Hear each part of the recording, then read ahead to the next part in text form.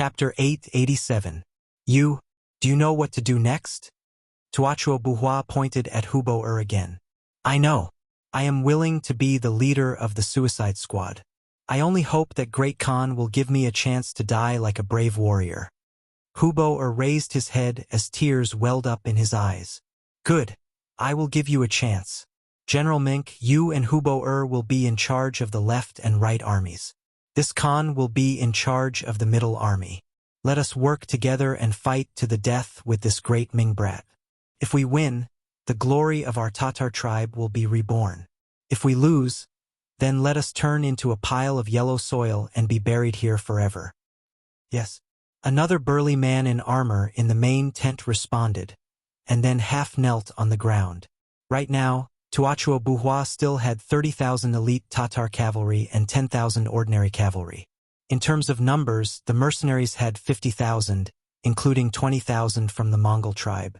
The difference in numbers was 10,000. However, Tuachuo Buhua was leading the most elite Tatar cavalry. On the battlefield, they could take on 3, 5, or even more. Just from this point alone, they still had a chance of victory.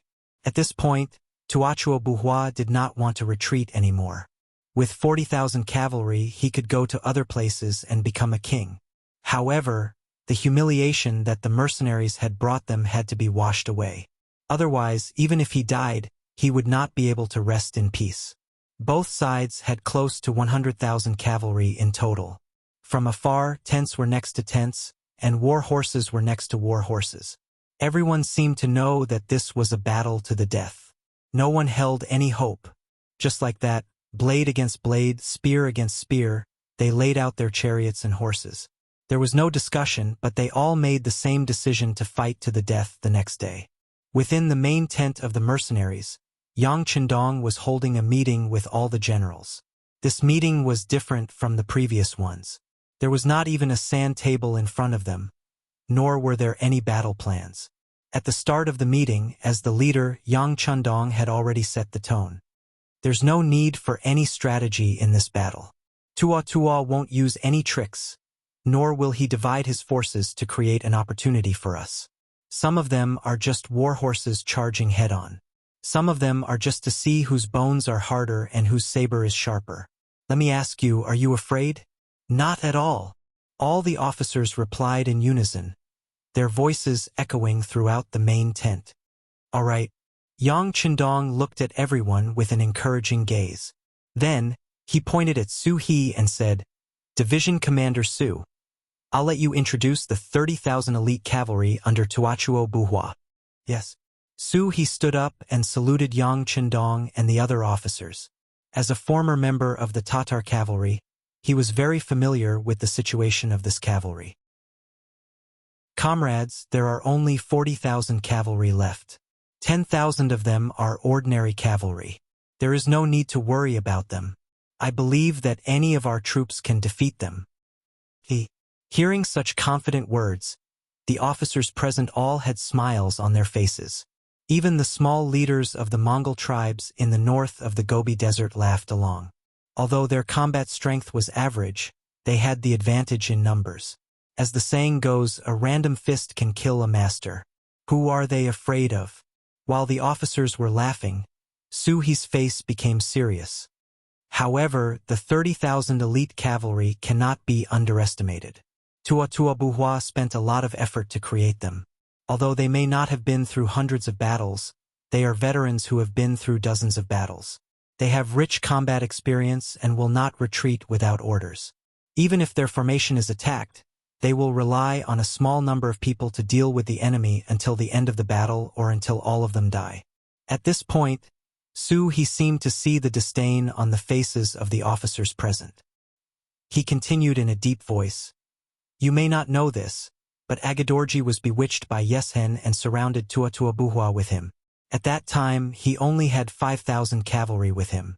However, with these 5,000 cavalry, he was able to break out of the encirclement. Do you know how many cavalrymen he faced at that time? There were a total of 100,000 of them, but they still left as if there was no one around. Hiss! The sound of cold air being sucked in could be heard. 5,000 cavalrymen were able to break out of the encirclement of 100,000 people. This was an incredible achievement.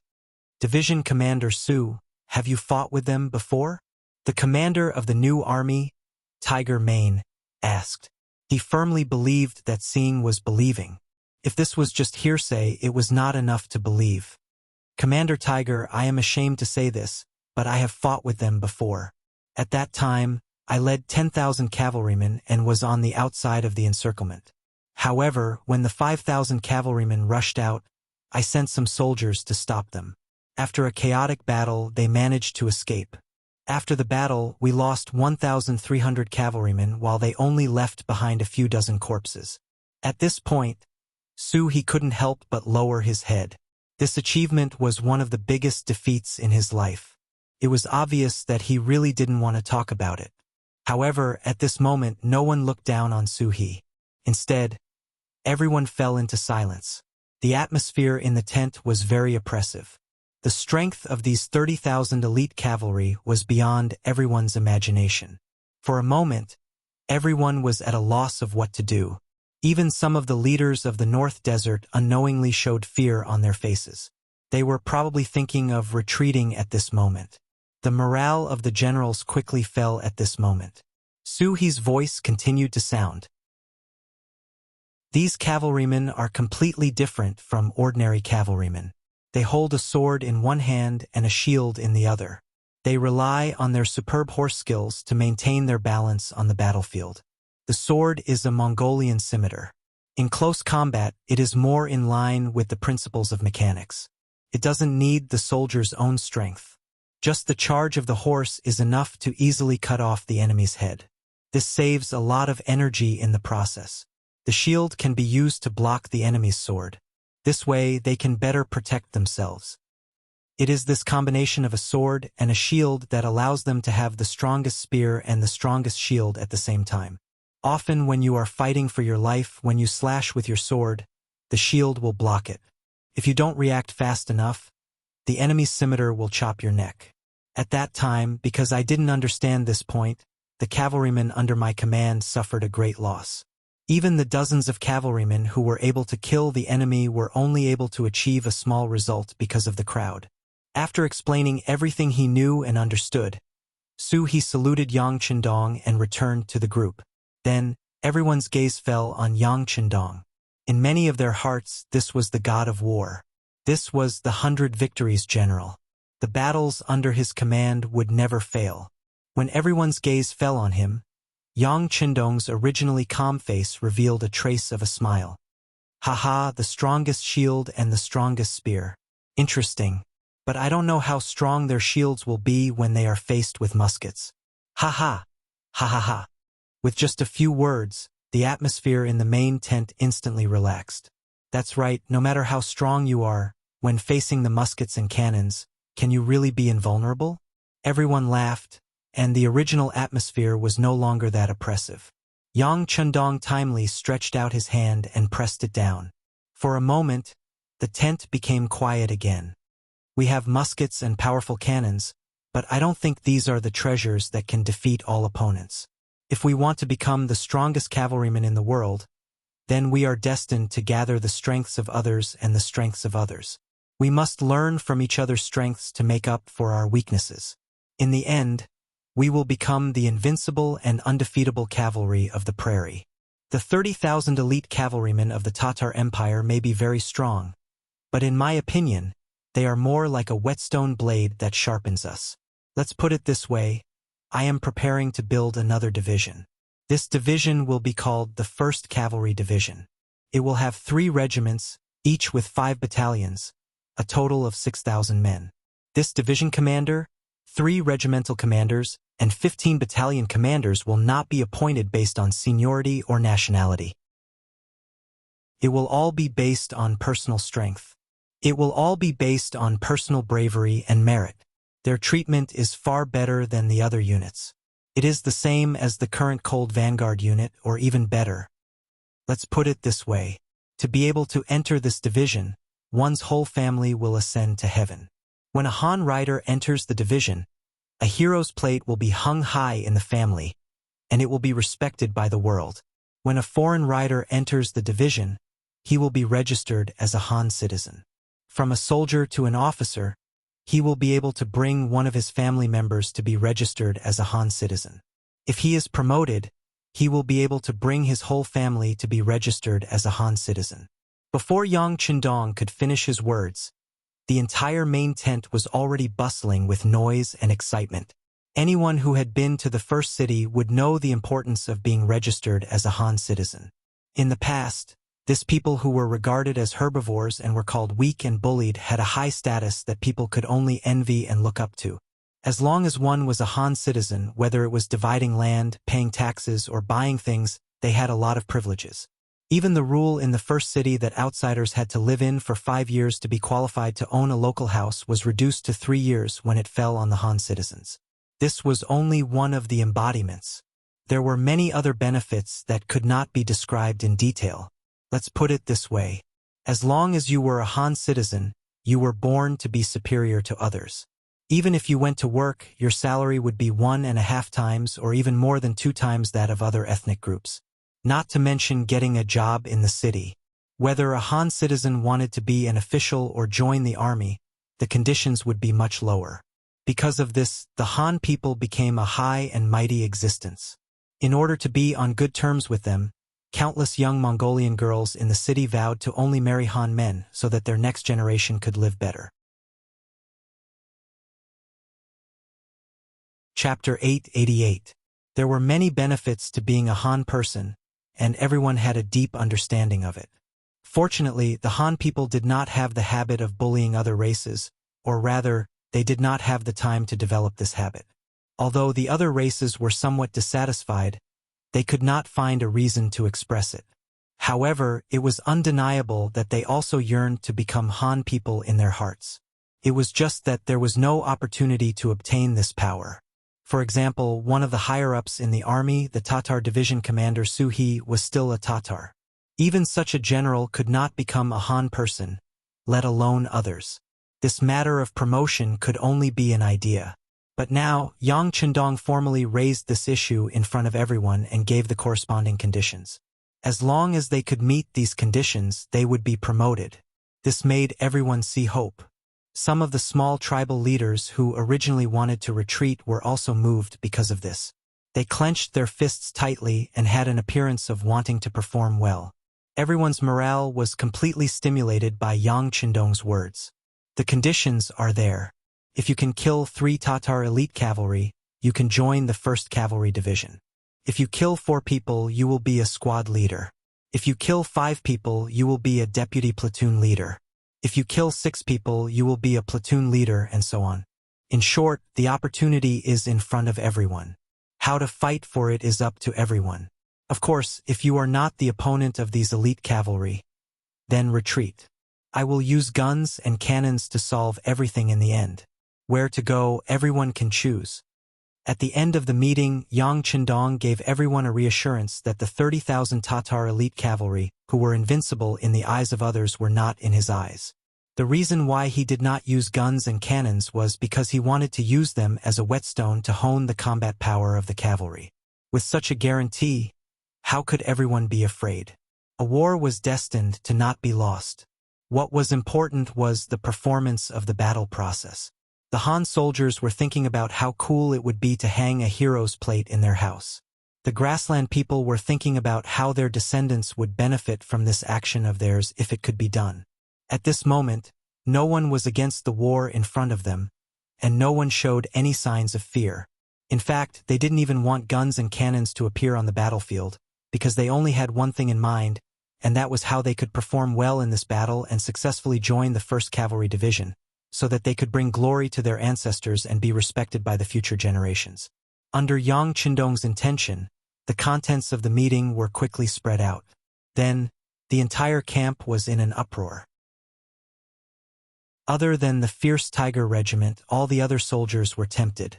Regardless of whether they were Han soldiers or foreign soldiers, they all had a goal in their hearts, and that was to perform better on the battlefield tomorrow. At daybreak, many soldiers got out of bed without being reminded. Then they began to sharpen their sabers, wash their horses, check their stirrups, and other things. All of them were ready to do their best and perform well.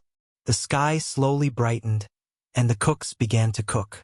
The aroma began to spread in the camp, but at this moment, no matter how delicious the food was, it seemed to give everyone a sense of dullness.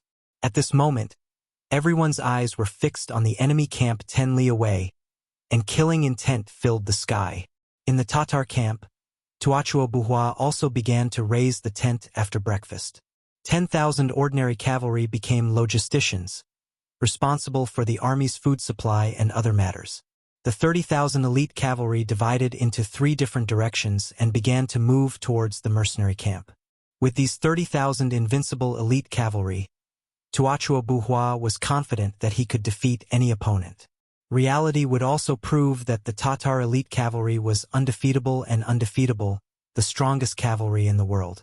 According to the previous arrangement, Hubauer would be on the left, Menk on the right, and he would personally lead 10,000 elite cavalry in the middle. As long as the 3 of them moved together, they would be able to break through the formation of the mercenaries, and finally kill their way to that ignorant brat who did not know the immensity of heaven and earth. At that time, they would use the Mongolian curved horses to teach Yang Chundong how to behave, and tell him who was the strongest in the Central Plains. With the invincible elite cavalry of this era, Tuachuo Buhua was not afraid of any schemes from the mercenaries. He believed that in front of absolute strength, nothing could stop them from advancing. In the past, Yeshen of the Wara Empire could not do it, and now Yang Chundong could not do it either. With great ambition, the 30,000 elite Tatar cavalry set out. After advancing for 5 li, 6 li, 7 li, the mercenary camp did not move at all, and a look of disdain flashed across Tuachuo Buhua's eyes. He did not know what kind of game the enemy was playing, but he knew that when there was only 3 li left, his elite cavalry would be able to charge over. At that time, no one would be able to stop them. Pass down the order. Prepare to attack. The arrogant Tuachuo Buhua sat on his horse and gave the order to the flag bearer. Boom, boom, boom. However, without waiting for the command flag to issue the order, 3 ear-splitting sounds of cannons rang out. The cannons landed about 200 meters in front of Tuachuo Buhua's left, middle, and right troops. The loud rumbling sound caused the elite cavalry to cry out in disarray. Even animals were afraid of fire and loud explosions, and war horses were even more so.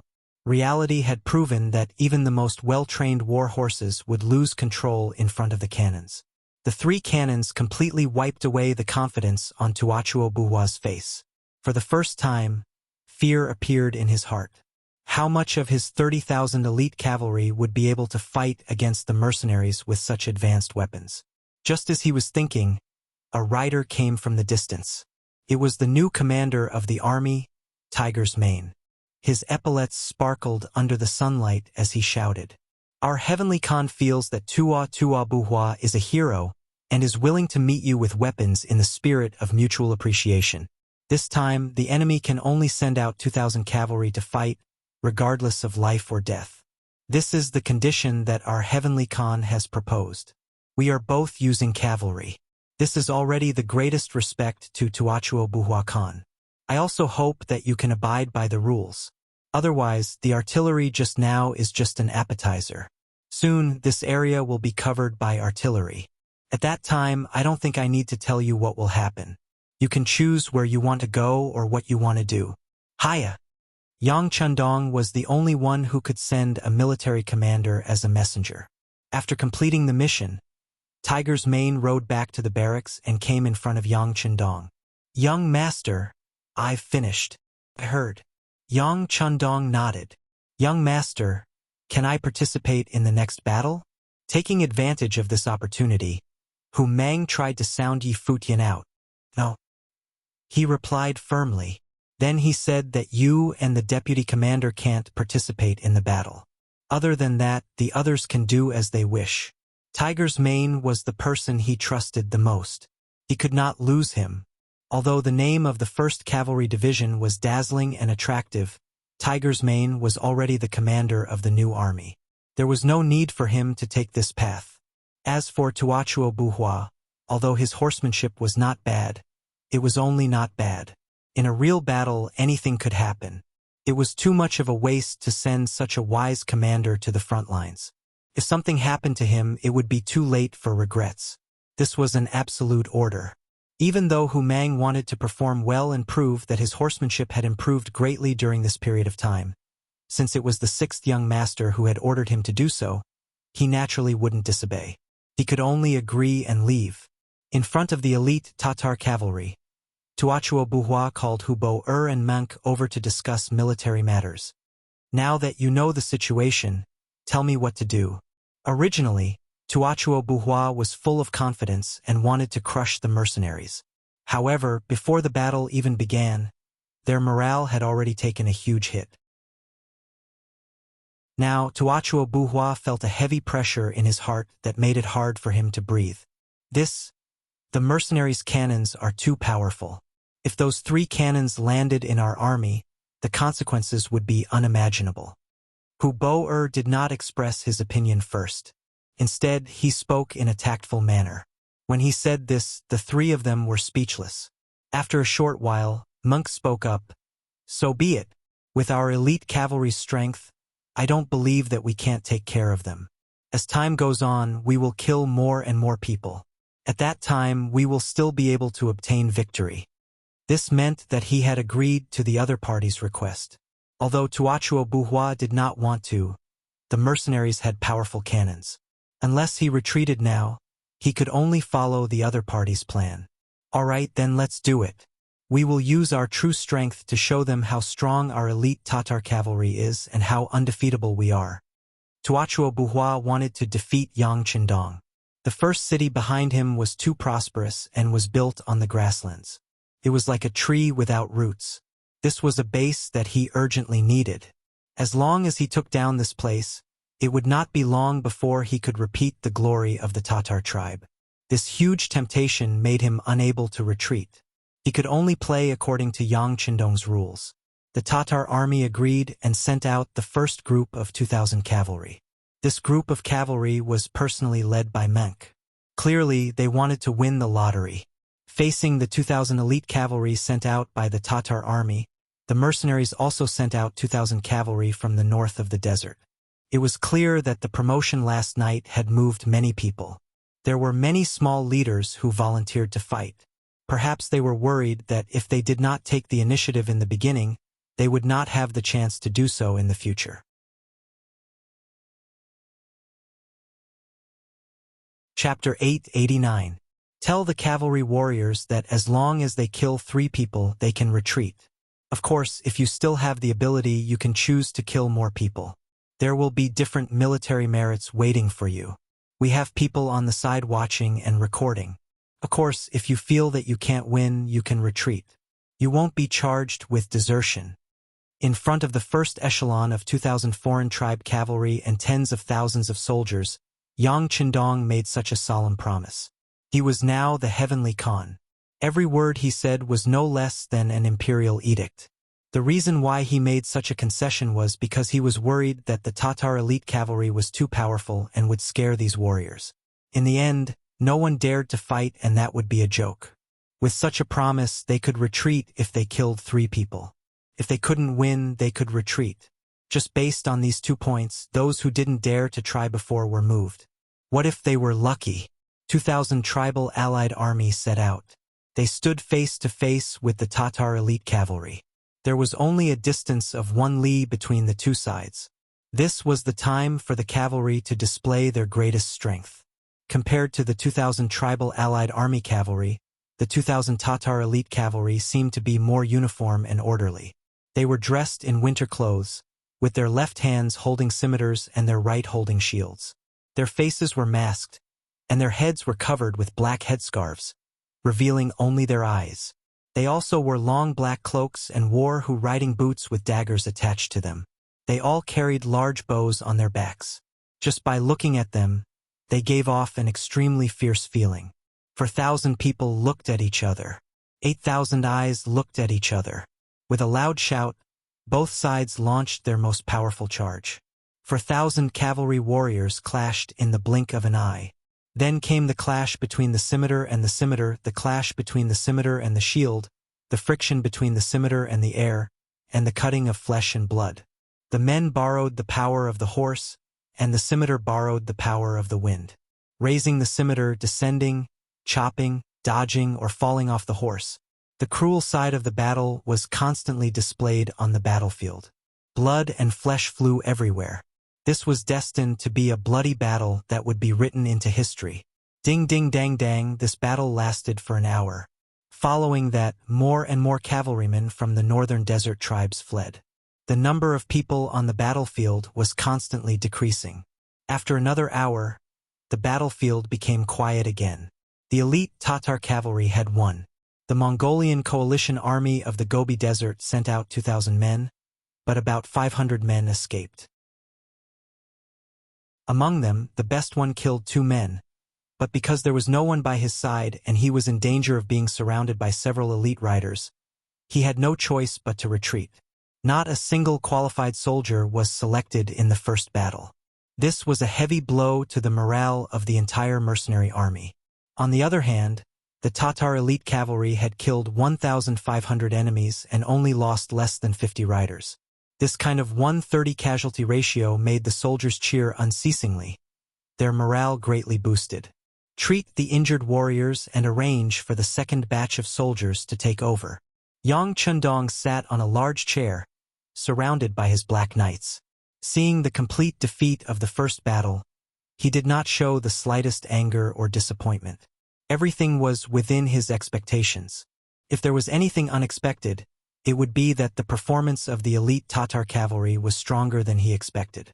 However, this was even better, since he wanted to create the first cavalry division and create the strongest cavalry in the world. The sharper the whetstone, the better. After the order was given, the second batch of 2,000 cavalrymen charged out. Although the failure of the first battle was a severe blow to their morale, they also learned some experience at the same time. For example, if they found that there were too many retreating cavalrymen, there was no need for the rest of them to fight hard. Otherwise, they would only be surrounded by the cavalrymen, and there was no other choice but to die. After the first experience, the second batch of soldiers charged out closer. They tried their best to be under the protection of their comrades. This way, they could face the enemy without worrying about being attacked from the front and back. After the first experience, Tua Buhua did not send any generals to lead the troops. Against these average Mongolian cavalrymen, there was no need to send any generals. They could also heavily injure the enemy. In the first battle, they had killed 1,500 enemies. If this continued, it would not be long before the enemy ran out of soldiers to send. Thinking about that, Tua Buhua had an urge to laugh out loud. Heaven Khan, do you think that I am afraid of you just because you outnumber me? Then I will let you see how wrong your decision is. The second battle began. Compared to the first battle, it was much more intense. It was obvious that everyone had used all their strength and did not hold back. This was a real battle, a bloody battle. It was either you die or I die. Any carelessness could lead to irreparable consequences. Everyone only had one life. If anyone did not use all their strength, they would be facing death. The battle continued for an hour. During this time, hundreds of Alliance Army cavalrymen had retreated. Perhaps they felt that they were not strong enough and that if they continued to fight, they would only die. Or perhaps they were injured and could not fight anymore. Either way, the situation on the battlefield was worrying. On the entire battlefield, there were less than 300 Alliance Army cavalrymen. Looking at the Tatar elite cavalry, only a few dozen had died. There were not many casualties. Kill, continue to kill. I still need one more person to join the army. In the battle, a very young Mongol cavalryman was still waving his blade. He blocked left and right and solved another crisis. His name was Hu Helu. He was a young man from a small Mongol tribe. Like most Mongols, Hu Helu grew up on horseback, and this allowed him to train his skills on horseback quite well. However, his best skill was still the knife-cutting technique. It was said that it was taught by a veteran soldier who passed by their tribe to recuperate. In order to learn this skill, Hu Helu secretly killed a fat sheep in his family and gave it to the other party.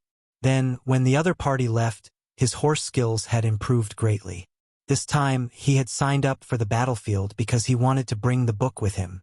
When Hu Helu was shopping in the first city, he accidentally saw the performance of the female soldiers of the first city's publicity team. The young him was quickly attracted by those beautiful girls. As a result, he had the first dream in his life, which was to marry a female soldier of the publicity team. This seemed to be a very honorable thing. Hu Helu was considered handsome, which was also where his confidence came from. However, when he inquired about the female soldiers of the propaganda team, he discovered a fatal problem. There was a prerequisite for these female soldiers to choose a husband, and that was that the other party had to be of Han nationality. Only then could their status be considered equal. When he heard this, Hu Helu was naturally very unhappy. Compared to the Han people, he was not inferior. He was willing to work hard and was good-looking. He could rely on his own two hands to obtain a happy and wealthy living environment. Of course, although he was angry, Hu Helu had to admit that at least in the first city, the status of the Han people was extremely high. It was far from what a person from a small tribe like him could compare to. Therefore, from then on, he had an idea in his heart, which was to find a way to become a Han person and become a member of this powerful nation. At that time, he would definitely marry the most beautiful female soldier and fulfill his dream. However, how difficult was it to choose a new nationality? He had never heard of such a precedent. Until last night, there was suddenly a piece of news that as long as one could kill 3 enemies on the battlefield, he could choose to become a Han person. If one could kill 4 enemies, he could bring 1 more person to become a Han person. A great thing fell from the sky. Hu Helu felt that the blood in his body seemed to be burning at this moment. He knew that the long-awaited opportunity had come, so he had to seize it. The realization of one's dream always needed to be fought. The opportunity was right in front of him, and Hu Helu did not want to let it go. Facing the powerful elite Tatar cavalry, he used all his skills. Not long after the battle started, he took advantage of the chaos and chopped off the head of an enemy cavalry. Then, in the middle of the battlefield, he stabbed his saber into the chest of an enemy. After killing 2 people in a row, the target was right in front of him. Hu Helu saw hope. However, the surrounding environment also became vile. He still had about 300 companions around him, and some of them were constantly retreating. The number of enemies was increasing more and more. Wanting to kill 1 enemy in this kind of environment was easier said than done. Right now, Hu Helu could choose to immediately retreat. This way, he could protect his own safety. After all, the mercenary camp was half a li behind him. As long as he retreated there, the Tatar cavalry would not dare to pursue him. There were more than 3,000 muskets of the ferocious Tiger Regiment placed there. They could take his life at any time. But if he did that, his dream would be shattered. This was something he could not accept. Therefore, he only had one choice left, and that was to continue killing the enemy. Even if he only killed 1 person, he would be able to become a Han person. Everything in the future would become bright. It was too late to say, but all these thoughts were formed in an instant. At this moment, Hu Helu's eyes revealed a wolf-like light. At this moment, he was determined to kill 1 more enemy.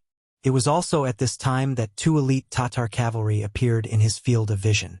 They discovered him and rushed towards him. Looking around, Hu Helu did not see any other enemy cavalry within 3 zhang of him. He knew that this was his chance.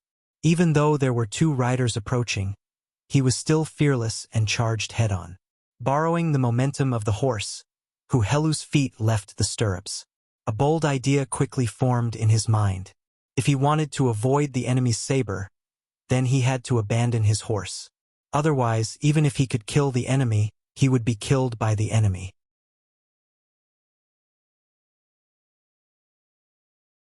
Chapter 890.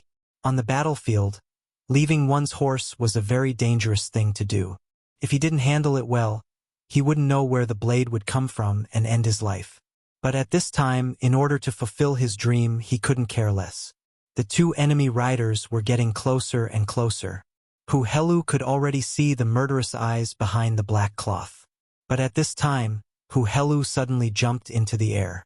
Then he turned around and slashed at the back of the head of the unprepared elite Tatar rider. The pincer attack of the two elite Tatar riders was blocked because of Hu Helu's sudden jump. Not only that, but the back of the head of one of the elite Tatar riders was cut. The sharp blade fell and half of the head was chopped off. Blood flowed out and the elite Tatar rider fell from his horse. Half of his head fell to the ground. He couldn't be more dead. Finally, he killed another person. Hu Helu had completed the mission of killing 3 enemies. Naturally, he was extremely excited in his heart. However, before he could cheer, he had already fallen from mid-air. Unfortunately, he sprained his ankle, and a heart-wrenching pain drilled into his body from his ankle. With his foot sprained, he could no longer stand. At this time, the elite Tatar riders on the other side had already moved their horses and rushed towards him. On one side was a person who borrowed the momentum of the horse to rush forward. On the other side was an injured soldier who was half kneeling on the ground. The result was self-evident. This scene also deeply attracted the attention of the scouts who were observing the battlefield. They were ordered by Yang Chendong to observe the results of the battle. In order to be able to see everything more clearly, they didn't want to lose any military merit. Hundreds of people had binoculars. Just now, Hu Helu's performance was seen by several people. Seeing that the first warrior who killed 3 enemies had finally appeared, they didn't have time to cheer. Seeing that this person was about to be in danger, everyone held their breath and held their breath. Ah! Half kneeling on the ground, Hu Helu saw the killing move in front of him. He didn't know where he got the strength from, but he suddenly dashed forward and rushed under the warhorse of the elite Tatar cavalry. He then brandished his saber and chopped off the rear hooves of the warhorse. The warhorse that was galloping at high speed also fell to the ground with a plop. The elite Tatar cavalry also fell to the ground together with it. It was a very disgraceful scene of a dog eating feces. After chopping off the warhorse's hind leg, Hu Helu did not stop there. Instead, he turned around and crawled forward. In less than 2 breaths, he arrived behind the Tatar elite cavalry that was in a state of confusion. Then, he abruptly plunged his saber down and ended the life of another enemy. After killing 4 people in a row, not only would he be promoted, but he would also be able to bring a family member with him. The excited Hu Helu seemed to have regained some strength in his body. He placed his left hand beside his mouth and whistled sharply. The horse in the distance heard the sound and came over. He then jumped onto the horse and turned around to head back to the mercenary base camp. Catch him! Seeing that someone had killed 2 of their companions, the 4 elite Tatar riders showed anger and rushed over. They would never allow such a warrior to escape. It was an insult to them. Shoot! As for Hu Helu, he endured the pain coming from his foot and tried his best to rush back.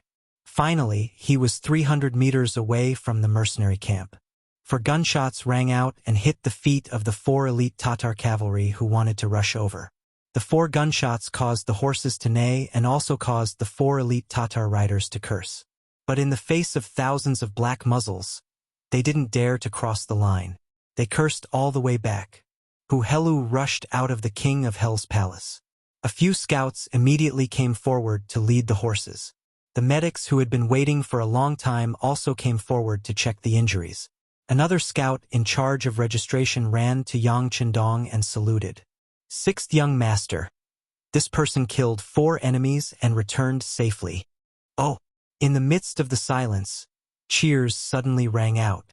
Finally, someone had passed the test. While everyone was celebrating for him, they were also cheering for themselves. Since one person could do it, there would be a second person who could do it. Good. Yang Chendong patted the back of the chair and stood up. When he noticed that everyone's eyes were focused on him, he took the information in his hand and looked at it. He then announced loudly, Hu Helu killed 4 elite Tatar riders on the battlefield. His military service is outstanding and he is the first soldier of the 1st Cavalry Division. He will be promoted and from now on, he is a member of the Han. At the same time, he has the right to promote a family member. Everyone, congratulate him. After speaking, Yang Chendong took the lead and clapped his hands. The applause immediately became continuous. Many excited Mongol soldiers from the Gobi Desert shouted, "Long live the Heavenly Khan! Long live the Heavenly Khan!" Suddenly, the cheers came one after another. Hu Helu, who was supported to stand up, also had tears of excitement in his eyes. He finally achieved his dream. At this moment, he felt that his feet didn't hurt anymore. When the cheers came out, it attracted the attention of the Tatar army. They didn't understand. The other side lost again. What was there to cheer about?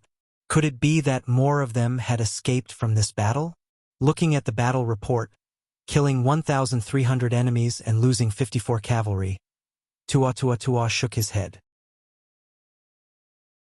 Then he said with certainty, "While there is still time, continue to send people to fight. This Khan wants to see how long they can last." The third battle soon began. Compared to the previous battle, the Mongol soldiers from the Gobi Desert were sent out this time. However, their morale was much higher. This battle lasted until dusk. And in this battle, there were 2 more brave warriors who managed to kill 3 enemies. Yang Qindong also promoted them in front of everyone and announced that they would join the world's first cavalry division that would be established soon, becoming glorious warriors. 3 battles in a day. The first battle took 4 hours. The second battle took slightly more than 4 hours. The third battle took almost 4 hours. They killed more than 100 enemies and lost more than 3,000 men. Just from this point alone, the mercenaries were the ones who lost. However, for some reason, the mercenaries' morale didn't drop. Instead, it rose. Other than those who had lost the battle and were seriously injured, the others were filled with energy. They wanted to perform well on the battlefield. In the headquarters of the new division, Commander Tiger Mane and Deputy Commander Shibi had just finished patrolling the troops and made arrangements for the night watch. They went back to their tent to wash their faces and prepare to sleep. After wiping his face with a towel, Commander Tiger Mane couldn't help but sigh. He said, "Today's losses are quite big." Shibi, who was at the side, chuckled. "What are you laughing at?"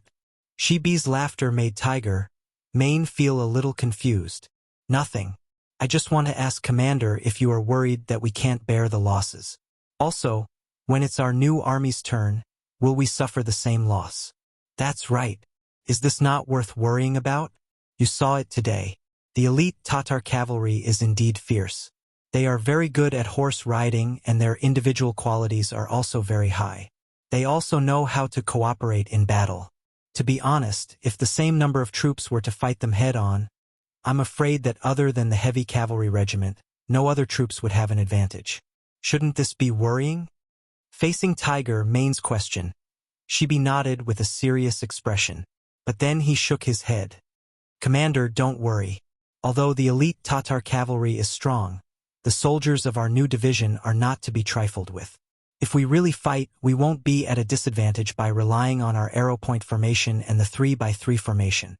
Besides, the 6th young master isn't worried. What do we have to worry about? From a certain point of view, this is indeed a way to improve our fighting strength. As long as they are not killed, even if they escape, they will gain a lot of fighting experience. Besides, didn't the 6th young master say that during the meeting at night, those who escape will be given a chance? As long as they have the courage, they will have the chance to fight again in the future. That way, the morale will not drop and the army will be easy to control. There is nothing to worry about." Tiger Mane understood what Shibi said. But what he didn't understand was why they had to fight with the most barbaric and primitive cold weapons when they clearly had guns and cannons. By doing so, they would inevitably lose some strength. Was it really worth it just to train the soldiers? Considering that the 6th young master had said more than once that Shibi was very smart, and most importantly, he could see the big picture. She could learn a lot by staying with him. Tiger Mane leaned in front of Shibi. "Deputy Commander, have you already seen through the mystery? Come, tell me." Looking at Tiger Mane's eager eyes, Shibi didn't dare to hide anything. He nodded and said, "Well, since Commander wants to know, then I will tell you. It's just a casual remark. If I'm wrong, please don't blame me. No, it's just the 2 of us here. Just treat it as a casual conversation and say whatever comes to mind." Tiger Mane waved his hand and sat down opposite Shibi with a smile. He even took the initiative to pour a cup of hot tea for Shibi. Shibi quickly got up and took the teacup. Then he gently put it down. After organizing his words, he said, "Commander, the sixth young master has talked more than once about the art of elite soldiers. In fact, I think it is very necessary. Think about it, if there are too many troops, it might seem very powerful, but the cost is also very high. Especially when we mercenaries are treated so well, the amount of money we need to spend every day is a large amount. Only the sixth young master has such strong financial resources. If it were other people, I'm afraid they wouldn't be able to last a day."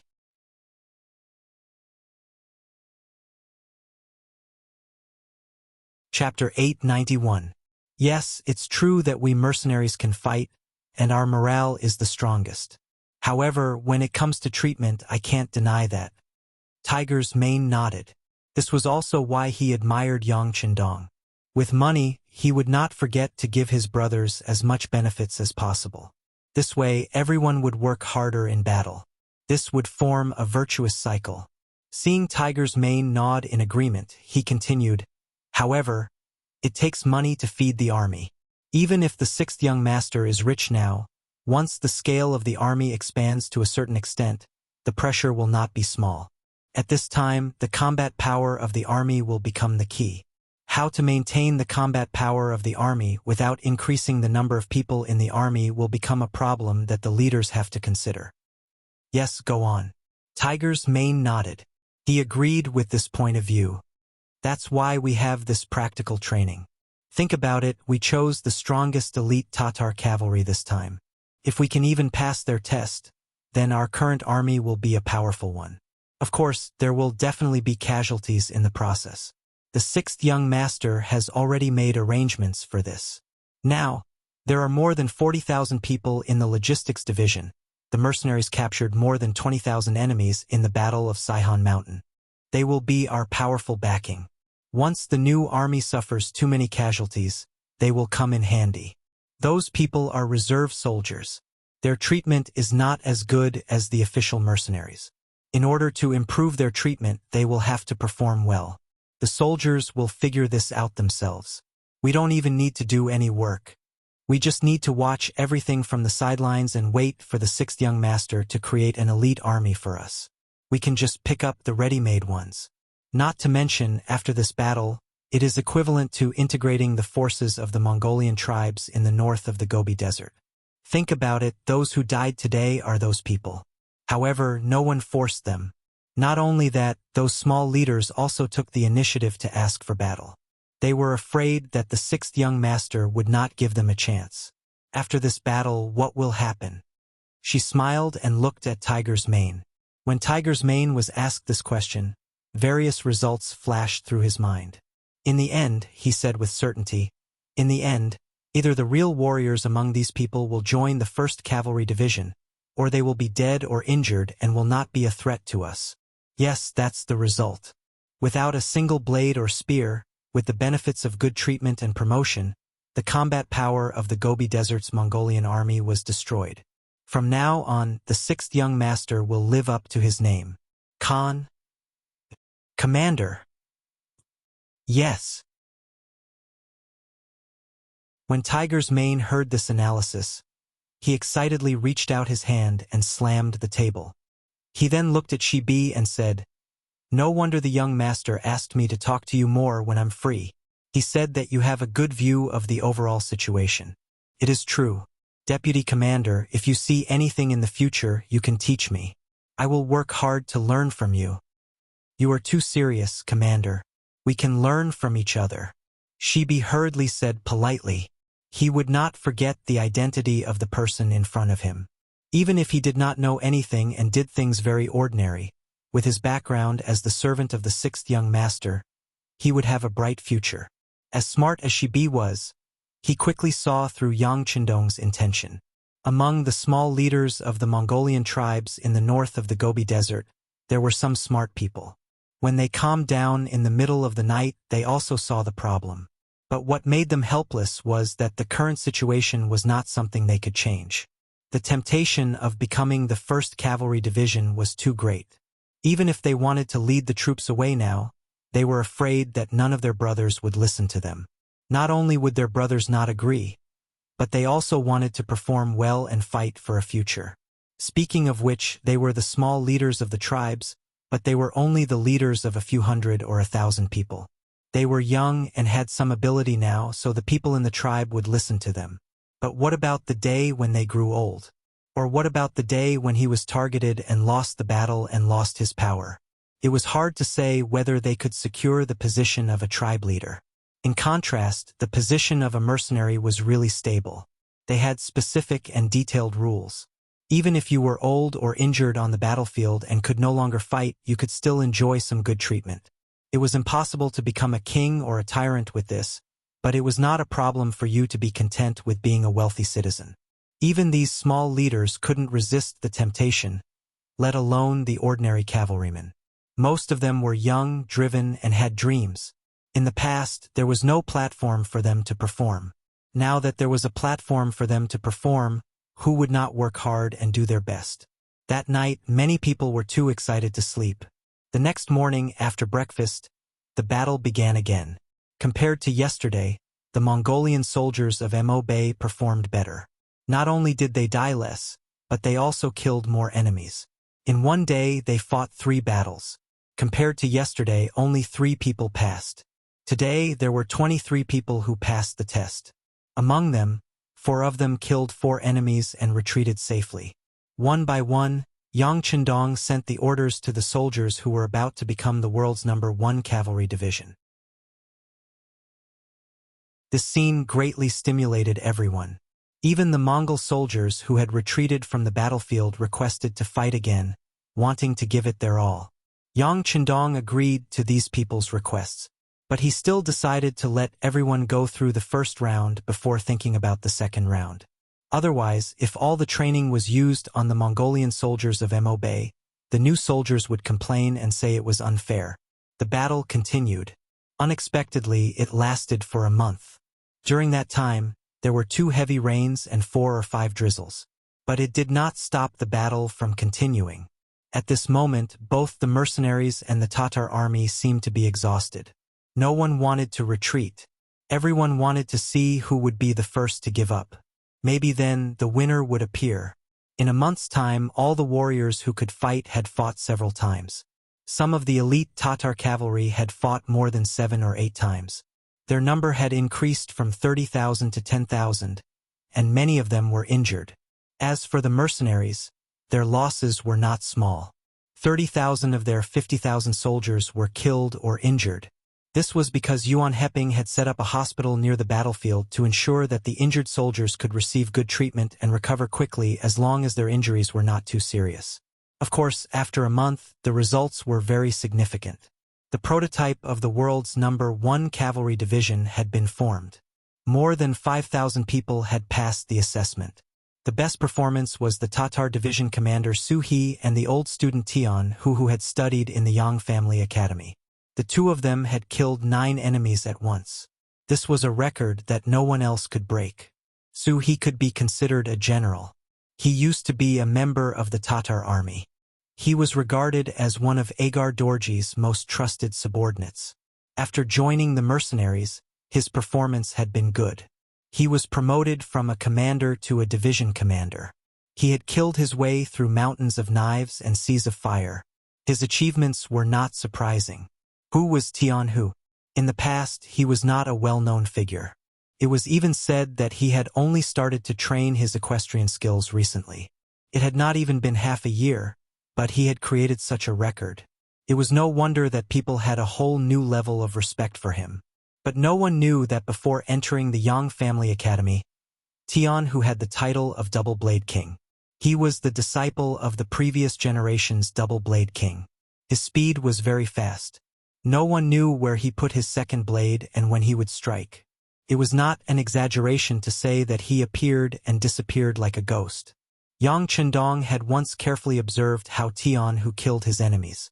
The speed at which he struck with his saber was extremely fast. Often, when the 2 met, his opponent would not even have time to react before Tian Hu had already retracted his saber. When he met someone who was difficult to deal with, Tian Hu's second saber would strike at an even more tricky angle. It was precisely because of this speed and strangeness that he finally obtained the result of killing 9 people in one battle. Hence, Tian Hu was also known as the double saber Tian Hu. And this was not his limit. Once his equestrian skills reached a certain level, his ability would continue to improve. Other than these two, there were many other people who performed well. For example, the Tatar Division's 1st Battalion commander, Tae Mu-er, he killed 6 people in one battle. This tiger general, who had been subdued by Yang Chendong in Narcissus Town, had finally grown up. There was also Fan Yuhai's former confidant, Lu Duo, who had killed 6 elite Tatar cavalrymen in one battle. Lu Duo had followed Fan Yuhai for a long time and was even used as a trusted aide. In the decisive battle on the battlefield west of the Water Horse River, Fan Yuhai was defeated and captured alive. Because Lu Duo was a talent, Yang Chendong kept him alive. This person had once thought of avenging Fan Yuhai. But when he truly integrated into the mercenary camp and was guided by Yang Chendong several times, his mentality underwent a huge change. After seeing the difference between his former master and the one he was about to serve, his heroic spirit was stimulated. With such a wise master, he always felt that if he could not make a name for himself, then he would be letting down his good skills. He immediately signed up to join the battle against the elite Tatar cavalry.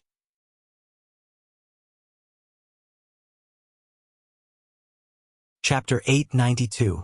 No matter what, Lu Duo was a captive general, not even a surrendered general. Whether he had the qualifications or not was finally reported to Yang Chendong. What was unexpected was that the 6th young master did not even think about it and directly approved it. In his words, Lu Duo was not a bad person, but he was affected by Fan Yuhai, which delayed his future. This kind of talent was naturally welcomed in the mercenary army. When these words reached Lu Duo's ears, he first burst into tears. Then, he took off his old battle suit and changed into the new military uniform that Yang Chendong had sent someone to deliver. He was using this method to formally bid farewell to his past. After that, he joined the battle with enthusiasm and hot-bloodedness. Not bad, he relied on his extraordinary combat strength to obtain the achievement of killing 6 enemies, becoming one of the most outstanding people. Other than that, most of the time he killed 5 or 4 people, and most of the time he killed 3 people. The elite Tatar cavalry was indeed the elite Tatar cavalry. Their fighting strength was valiant, and their individual qualities were strong. Even in a chaotic battle, they could maintain a good formation. If it was a one-on-one battle, even 50 to 60,000 Mongol soldiers would not be their opponent. It was even possible that the result would be a great defeat. More than 5,000 elites had been completely picked out. The rest were either injured or not strong enough. In this kind of situation, it was difficult to pick out any more elites. When all the information was placed in front of Yang Chendong, he first took a deep breath, then slowly closed his eyes and leaned back on the chair. At the same time, his right finger gently tapped on the armrest of the chair. Seeing this, Yang Lu hurriedly retreated. Those who knew Yang Chendong knew that whenever he did this, it was when he was thinking about something important. In the main tent of the Tatar army, after a month, Tua Tuo's face was no longer as arrogant as before. The aura of disdain on his body was also restrained. Although he had won every single one of the 100 battles he had fought, the lack of military strength was finally showing. He wasn't like Yang Chendong, who had 20,000 allies from the Mongol tribes and didn't have a logistics division with 40,000 troops as backup. He only had 30,000 elite cavalry, and after a month of fighting, he was starting to show signs of exhaustion. The remaining 10,000 elite cavalry were no longer as valiant as before due to the continuous battles over the past few days.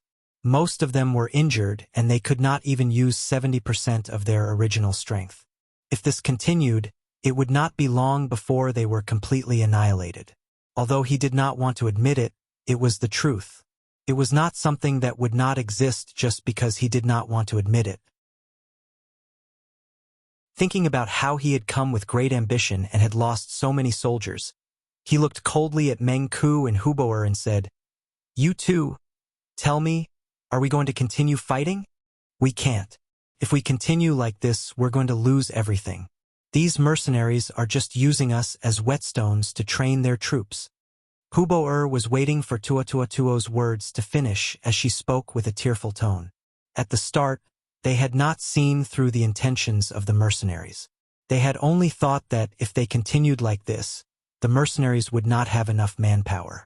Even if they had reinforcements after losing so many battles, their morale would be at an all-time low. As such, it was time for them to retaliate. Once an army lost their morale, even if they had advanced weapons like guns and cannons, they would not be able to display their full strength. As such, not only would they be able to defeat the mercenaries, but they would also be able to use these weapons for themselves.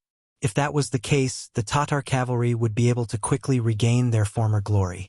This was also the reason why they continued to play along with Yang Qindong, even though they knew that such a battle wasn't suitable for the 30,000 elite cavalry, who were used to charging with the whole army.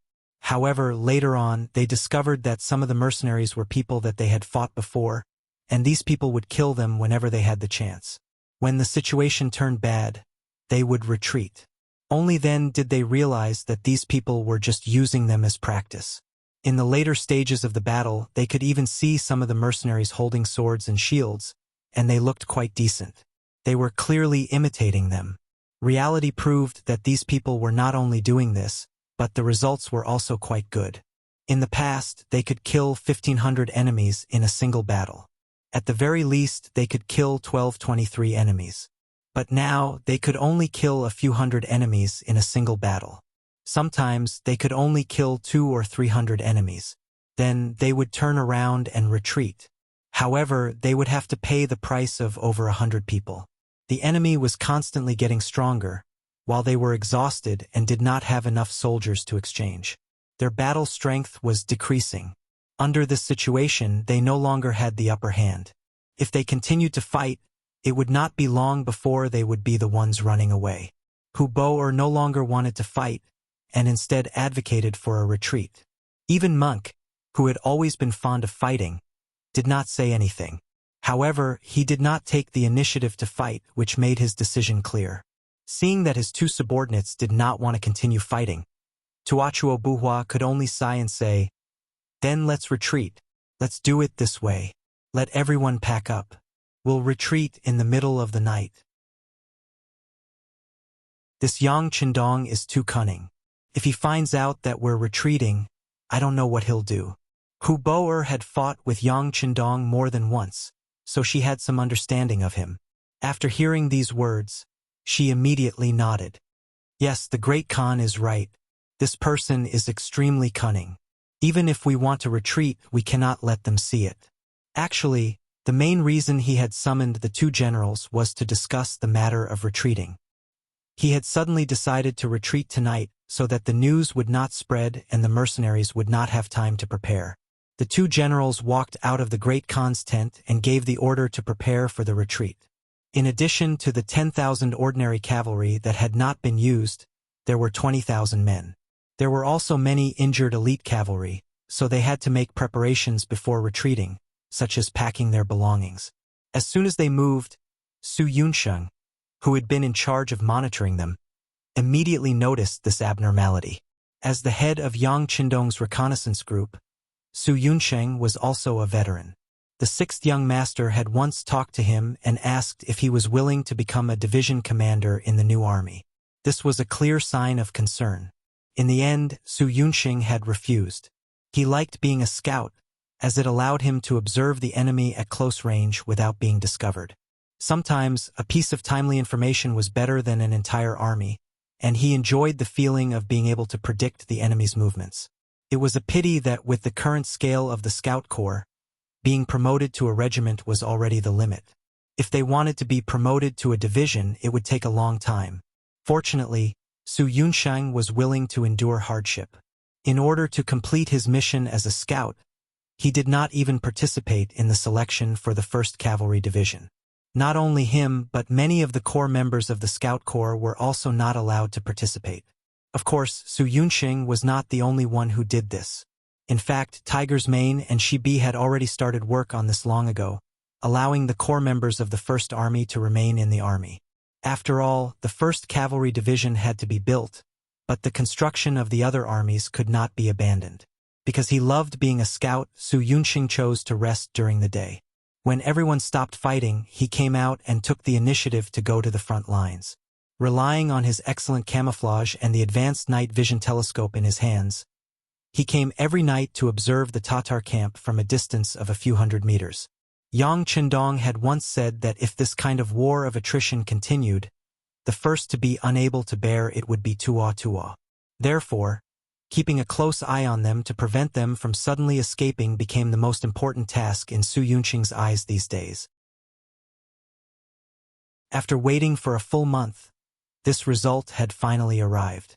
Seeing that the Tatar camp had become somewhat chaotic, and that some injured soldiers had even been carried out of the tents and sent to the carriages ahead of time, Su Yunqing knew that the result that the sixth young master had long predicted had occurred.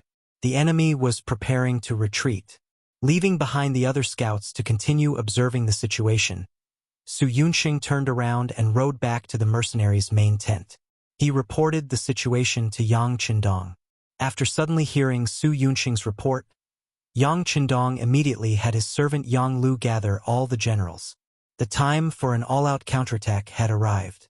After receiving the order, the generals quickly came to the main tent. Compared to a month ago, the number of officers that came this time was much less. First of all, the small leaders of the Mongol tribes had disappeared. They had either passed the test and joined the 1st Cavalry Division, or they had been sent back to their tribes with heavy injuries, or they had simply lost their lives on the battlefield. In short, after this battle, the military strength of the Mongol tribes had become extremely weak, and they were no longer a threat to the mercenaries.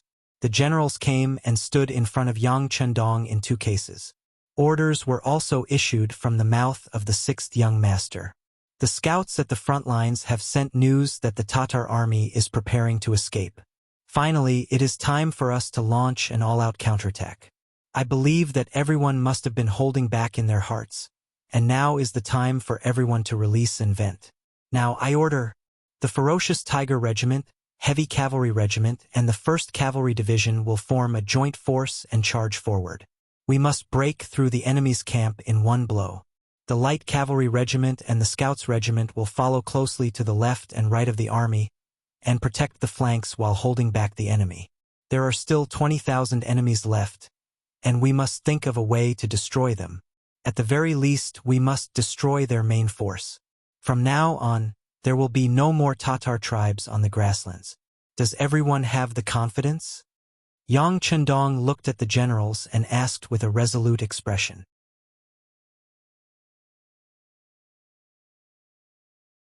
Chapter 893. Yes. All the generals straightened their chests, their eyes shining brightly. Very good. After this battle, we will be invincible in this region. I want to use this battle to fight for a few years of peace. Also, the commander of the 1st Cavalry Division will be chosen through this battle. Suhi Tianhu, you two have to work hard. Yang Qindong's voice was loud and clear as he made the final mobilization before the battle. The meeting ended very quickly, and the officers returned to their respective units and began to assemble. The final attack against the Mongol Tatar tribe would be launched in 2 hours. Tua Buhua had just transported over 2,000 wounded soldiers out when a scout came to report that the mercenaries seemed to have made some movements. They were gathering their troops, and it seemed like they had already discovered their intentions. That's really fast. When Tua Buhua heard this, his face became very ugly. He knew that a final battle was unavoidable, but he did not expect it to happen at this time. It must be said that this loyal duke really knew how to pick a time. Give the order. 10,000 cavalry will stay behind to block the enemy. No matter what, they must hold on for 3 hours. When the sun rises, they can retreat. The other 8,000 cavalry will retreat with me. As long as we are here, the Tatar tribe will not fall. Tua Buhua immediately made a decision, and his determination to retreat did not waver. As long as he retreated this time with the strength of his family, he would one day rise again. At that time, he would definitely take revenge for today's enmity. Although the 10,000 ordinary Tatar cavalry did not want to retreat, they did not have any other choice. The matter was temporarily settled like this. Those who should retreat retreated, and those who should prepare prepared. It must be said that this arrangement was not wrong, but Tua Buhua had overestimated the 10,000 cavalry he had left behind. He had also underestimated the strength of the enemy. This time, Yang Chundong had sent out all the elite troops. Whether it was the ferocious Tiger Regiment, the Heavy Cavalry Regiment, or the newly formed 1st Cavalry Division, they all had extraordinary fighting strength. One cavalry could even be used as a few people. In the face of such a powerful force, not to mention 10,000 ordinary Tatar cavalry, even 10,000 elite Tatar cavalry would not be able to stop them. When the 3 main forces of the mercenaries appeared in front of the Tatar army, they were like a tornado. First, there was the sound of gunfire, riddling the formation of the Tatar cavalry with holes. Then the Heavy Cavalry Regiment appeared. They used their 3-meter-long broadswords to sweep through the army, taking away the heads of many enemy cavalry. The last to appear was the world's 1st Cavalry Division. When the 1st Cavalry Division appeared, they fully demonstrated what it meant to be unstoppable and unstoppable. Wherever they passed, the only sounds that could be heard were the howls of the Tatar cavalry and the sounds of weapons being thrown to the ground in surrender. There was nothing to be done. After a month of grinding with the world's strongest cavalry, all the members here were the most elite cavalry. Their fighting strength was extraordinary, and their strength was terrifying. They were even stronger than the previous Tatar cavalry. How could these ordinary cavalry stop them? The 10,000 enemy cavalry that was supposed to resist for 6 hours and hold out until dawn did not even last for 2 hours. The Tatar cavalry was completely defeated. They were either killed in battle or taken captive. The 3 armies did not have the slightest intention of stopping for the kneeling Tatar cavalry. They continued to rush forward, leaving them for the new army to clean up the battlefield. What they needed to do was to catch up with Tua Buhua and leave his life on this grassland. When the news of the 10,000 cavalry being defeated reached the ears of Tua Buhua, who was retreating, he actually thought that he was hallucinating. In the past, he had won every time with 2,000 against 2,000. Now that he had sent 10,000 cavalry, how could they be defeated so quickly? Although ordinary cavalry could not compare to elite cavalry, even if there were 10,000 pigs, they would not be able to catch all of them in 2 hours. The situation was very dangerous. Once the mercenaries caught up to them, they would be no match for them with their low morale. It was not impossible for them to be completely wiped out. Tua Buhua's gaze fell on Hubo and Menk. Great Khan, I'll stay behind. As for you guys, run as far as you can. If you really can't, don't care about the injured soldiers. Just leave them here to fend for themselves. I only hope that the Great Khan will be safe. There is still hope for our tribe. Hubo knew that there was no time and made the decision to die to stop the enemy. He had lost many battles in the past, but the Great Khan did not punish him. Just because of this, he would repay the Great Khan with his life. Tua Buhua was a person of great importance and knew that this was not the time to be pretentious. He reached out and patted Hubo's shoulder. Okay, you take care too. I'll leave you 5,000 elite cavalry. No matter what, you have to stop the enemy. Great Khan, 5,000 is too much. Just leave 2,000 for me. Hubo still wanted to decline. He was very clear that there were only 8,000 elite cavalry left. If he left 5,000 to himself, the Khan's forces would be too weak. If they encountered any danger, they would not even have the ability to protect themselves. No, 5,000 elite cavalry is not much at all. The enemy was able to break through a 10,000 cavalry formation so quickly. They must be very strong. If we leave too few people behind, we will not be able to stop them. Alright, it's settled then. Remember, hold on until daybreak and think of a way to survive. As long as you survive, we'll be able to meet again one day. Tua Buhua pressed down on Hubo's shoulder and said in a low voice, Yes, Great Khan. Hubo nodded in the end. He knew that this was the most feasible plan. Following this, the 8,000 elite cavalry split into 2 groups. Tua Buhua listened to Hubo's suggestion and left 2,000 injured soldiers behind. He only brought 3,000 elite cavalry with him under the protection of General Menk. Hubo had a grim expression as he said to the other 5,000 elite cavalry, It's time to show our loyalty to the Great Khan. No matter what, we have to hold on until dawn. We have to give the great Khan and his injured comrades enough time to leave. Kill, kill, kill. The 5,000 elite cavalry seemed to know that this might be the last battle of their lives. They raised their scimitars and shields as they shouted. About a quarter of an hour later, the three main forces of the mercenaries appeared. Hu Bao'er didn't say anything and immediately charged forward. He knew how powerful the guns and cannons of the mercenaries were. If the 5,000 of them were to face these guns, they wouldn't be able to do anything. But if they were to charge into the enemy's camp, then the situation would be completely different. They would be able to restrict the enemy's movements. In truth, it was not that Xiao Feng's ferocious tiger regiment did not want to fire. It was just that the Windchaser regiment, Su He and Tian, who did not give them a chance to fire. They knew that this was the elite cavalry of the Tatar Empire.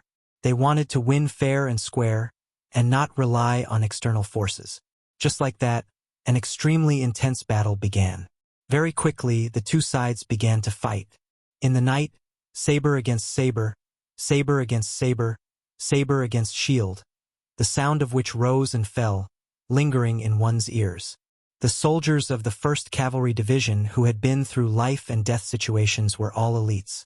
They were all soldiers who had killed at least 3 elite cavalrymen on the battlefield. Now that the enemy no longer had the advantage and was only fighting one-on-one, they had the advantage from the start of the battle. They slaughtered their opponents until they were thrown off their horses.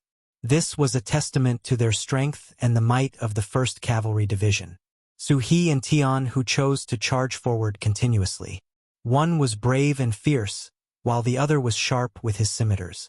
Wherever they went, one elite Tatar horseman after another was cut down from their horses as if they were chopping melons and vegetables. In one breath, they had killed at least 5 or 6 people. Su He and Tian, who had unknowingly gathered together. After the two of them looked at each other, Su He opened his mouth and said, "These elite cavalrymen have good foundations. It would be a pity to kill them all. Why don't we have a competition to see who can capture more?" "Sure," Tian Hu said, keeping his words to himself. In the past, when he was in the Yang Academy, he was a taciturn person. Unless he asked someone a question or someone asked him a question, he would not say a word. At some point, the news that the two generals had stopped killing and had started to compete to capture captives had spread. The first to stop attacking was the fierce Tiger Regiment.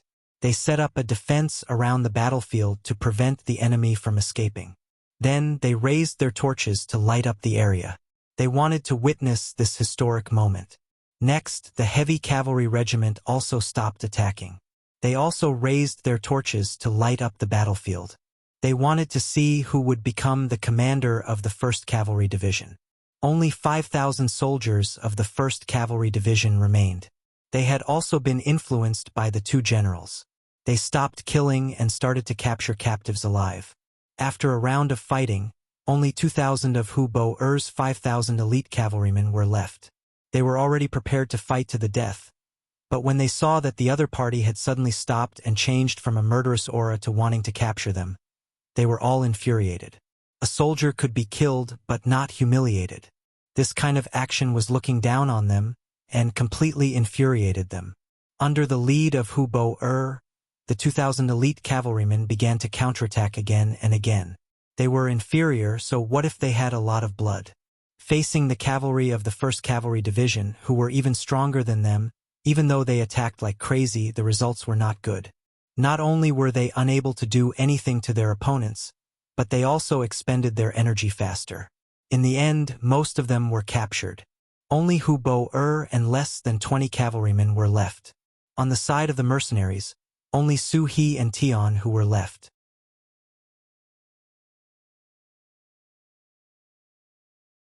Chapter 894. If it was in the past, it would have been impossible for the two of them to defeat 20 Tatar cavalrymen. But now, the 21 cavalrymen, including Hu Bao'er, had expended a great deal of energy and were panting heavily. They had turned the impossible into possible.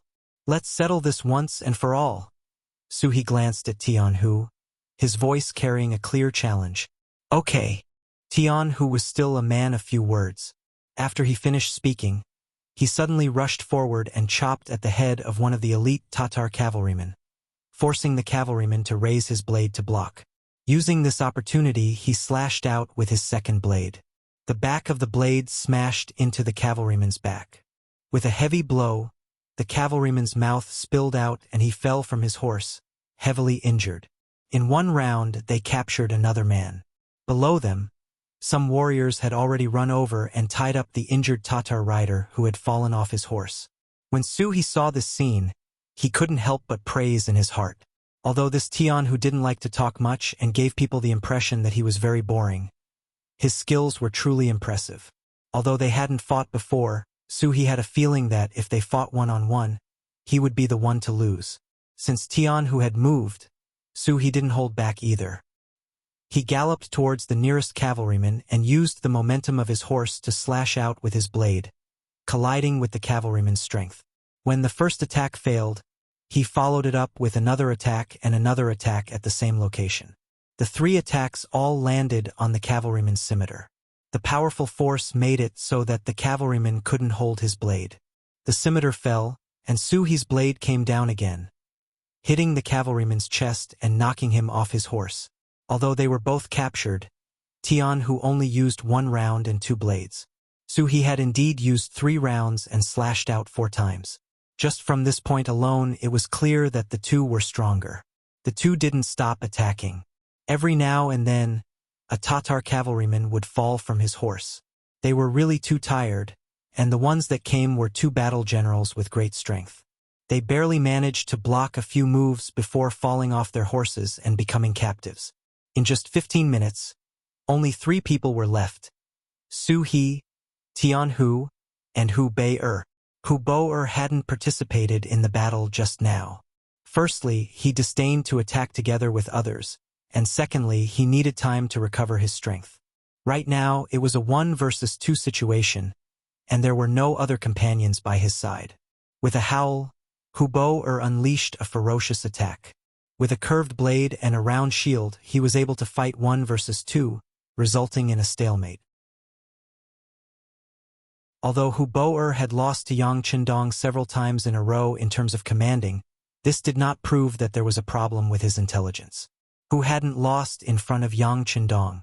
Who had truly won before? If Hu Bo-er was really so useless, why would the Great Khan use him again and again? Not only that, Hu Bo-er had some talent in commanding, and his individual battle prowess was also extraordinary. He had fought against Suhi and Tian Hu for more than 30 rounds without losing. He was still full of energy, his blade constantly moving as he unleashed ferocious attacks. Suhi and Tian Hu were constantly retreating. Only when the opportunity was right would they take the initiative to attack and find the opponent's weakness. They could see that Hu Bo-er was just going all out before his death. As long as they could hold on for a while, the opponent would be completely exhausted and lose. Their estimates were not wrong. Although he had rested for a while, his body had not fully recovered. This attack was just his final performance. From the 40th round onwards, his blade speed had clearly decreased. At this moment, Suhi made his move. He continued to exchange blows with Hu Bo-er, pushing him back step by step. As Hu Bo-er continued to retreat, he had unknowingly reached Tian Hu's side. Suddenly, a saber slashed towards his ribs, forcing him to put down his shield to defend. At this moment, a second saber appeared. Tian Hu took the opportunity and slashed at the back of Hu Bo-er's body. The huge force from the saber caused Hu Bo-er's vision to darken. He fell from his horse and was bound. The battle was finally over. Suhi and Tian Hu looked at each other at this moment, and they burst into laughter. In this battle, the 2 of them were almost equal. In the end, it was still up to the 6th young master to decide who would be the commander of the 1st Cavalry Division. The sky finally brightened. No matter what the reason was, Hu Bo-er had completed the mission that Great Khan Tuachuo had given her, persevering until the very last moment. In the end, Tuabuhua still managed to escape under the moonlight. The light cavalry and scouts that were sent out did not follow them. They only captured the 2,000 wounded soldiers and brought them back to the main camp. In the main tent, Yang Qindong looked at the generals who were covered in blood and looked a little tired, but they were in good spirits. He was naturally very happy. Although they did not capture Tua Buhua, the enemy's 30,000 elite cavalry was defeated. In the end, only 3,000 managed to escape. They were no longer a threat. Moreover, Yang Chendong had a feeling that Tua Hua was in real danger this time. After dominating the prairie for so long, he had offended a lot of people. Previously, it was because he had strong soldiers in his hands that no one dared to do anything to him. But now, there were only 3,000 elite cavalrymen by his side. So it was hard to say. Yang Chendong sat on the chair and first congratulated the generals on their victory. When he heard that they had captured 2,000 wounded soldiers, he was even happier. He ordered, "Immediately send them back to the first city hospital for treatment. Wounded soldiers are good stuff. They have experienced fighting on the battlefield, and even died once. They have a deeper understanding of what they should do on the battlefield in the future. Once they recover from their injuries and return to the team, they will definitely be the best of the best." Yes. When the servant Yang Lu heard the order, he immediately nodded and walked out of the tent to make the arrangements. After discussing the battle, Yang Chendong's gaze finally landed on Su He and Tian Hu. He then looked left and right, but did not immediately make a decision. For Yang Chendong, no matter which of the two men was qualified to be the division commander of the world's 1st Cavalry Division. However, there was only one position for the division commander. How should he choose? Even he had a headache. As if seeing Yang Chendong's dilemma, Su He, who was standing below, had a complicated look on his face. Then, his expression became more determined. He stepped out of the group and first gave a standard military salute to Yang Chendong. Then, he said, "6th young master, I am willing to withdraw from the competition for the position of the 1st Cavalry Division's division commander." "Oh? Why?" Su He was willing to take the initiative to withdraw. This was really out of Yang Chendong's expectation. However, the 1st Army's commander Tiger's Mane and the deputy commander Shi Bi, who were standing below, let out a long sigh of relief. This was the result of their private efforts for a long time. 6th young master, Tian Hu's strength is very strong. He is very suitable to be the division commander of the 1st Cavalry Division. As for me, the Tatar division still needs me. Su He said concisely. Then he looked at Tiger's Mane. The reason why Su He made such a decision was indeed because Tiger's Mane and Shi Bi had done a lot of private efforts. In order to keep this Tiger general, the two of them even took the initiative to promise that as long as Tiger's Mane was willing to stay, the Tatar division could be trained into another 1st Cavalry Division. When the time came, they would give him whatever he wanted.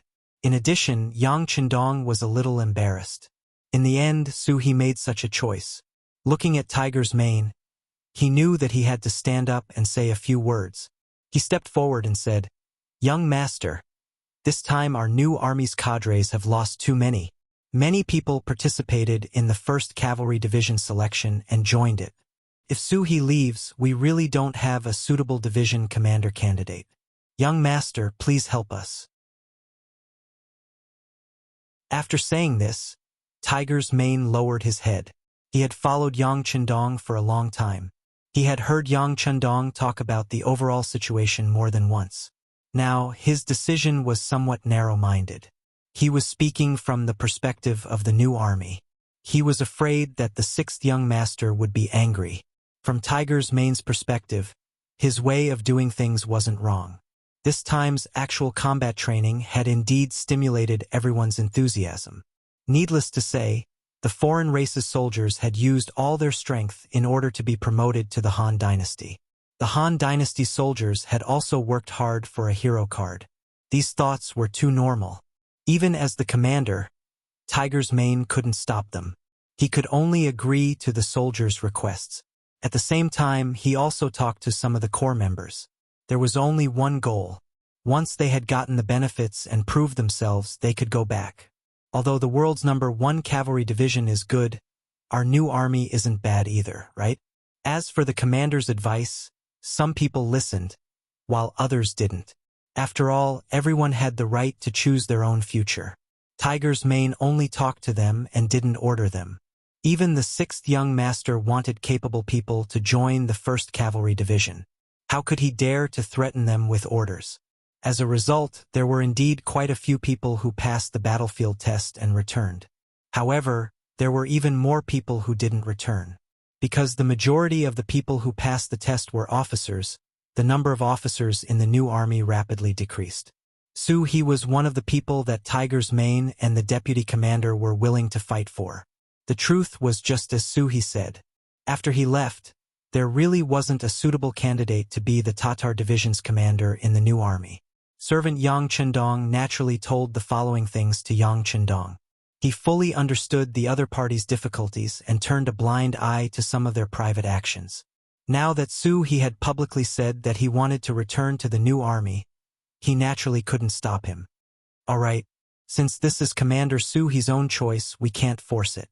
The 1st Cavalry Division's commander will be Tian Hu. He will be conferred the rank of Senior Colonel. According to the previous regulations, the 1st Regiment's commander will be Tai Mu-er, the 2nd Regiment's commander will be Lu Duo, and the 3rd Regiment's commander will be Mu-er. The 3rd Regiment's commander will be left empty until a suitable candidate is found. Finally, I will personally issue the order. What do you think? Commander Tian, do you have any other requests?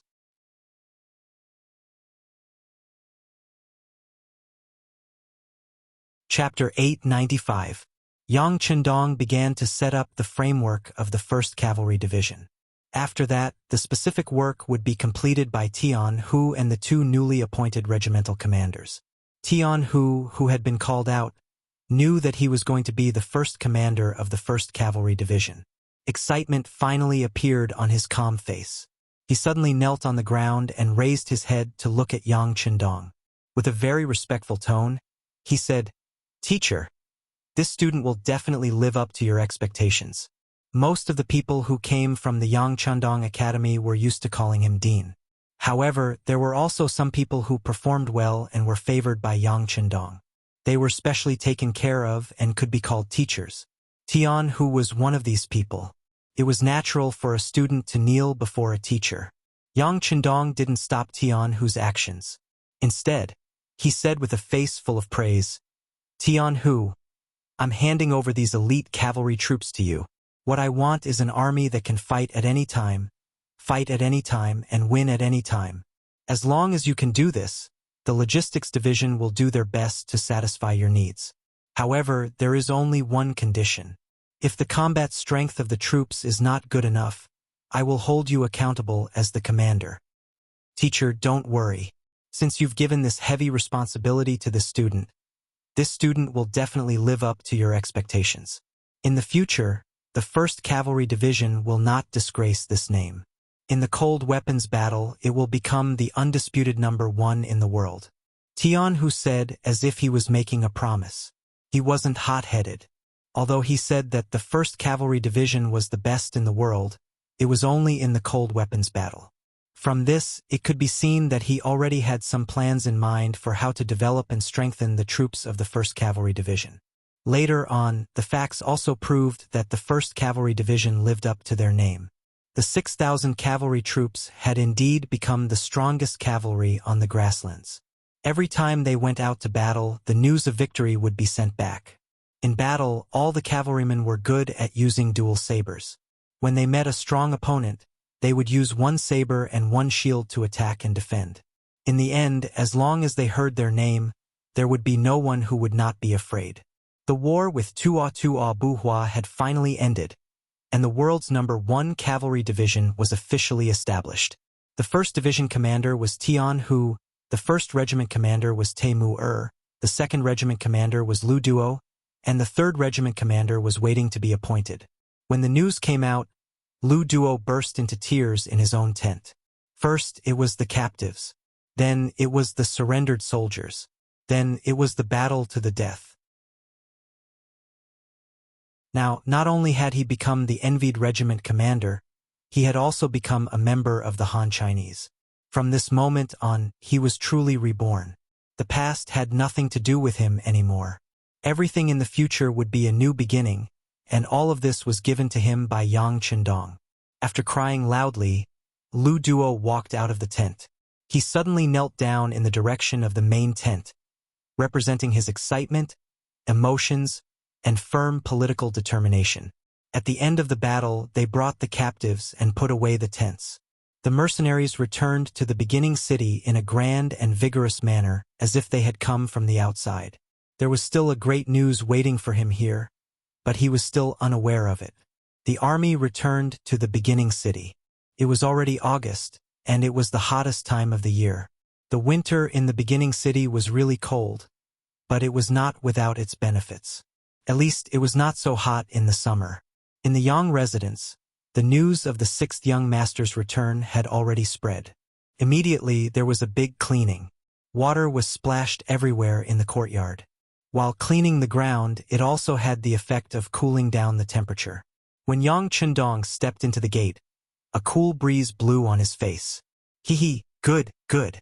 Yang Chendong chuckled and prepared to go to the inner courtyard. He had not seen the three madams for more than a month, and he missed them very much. However, before he could take a step, the two maids had already bowed and greeted him with a sincere smile on their faces. Hello, sixth young master. The sixth young master has worked hard.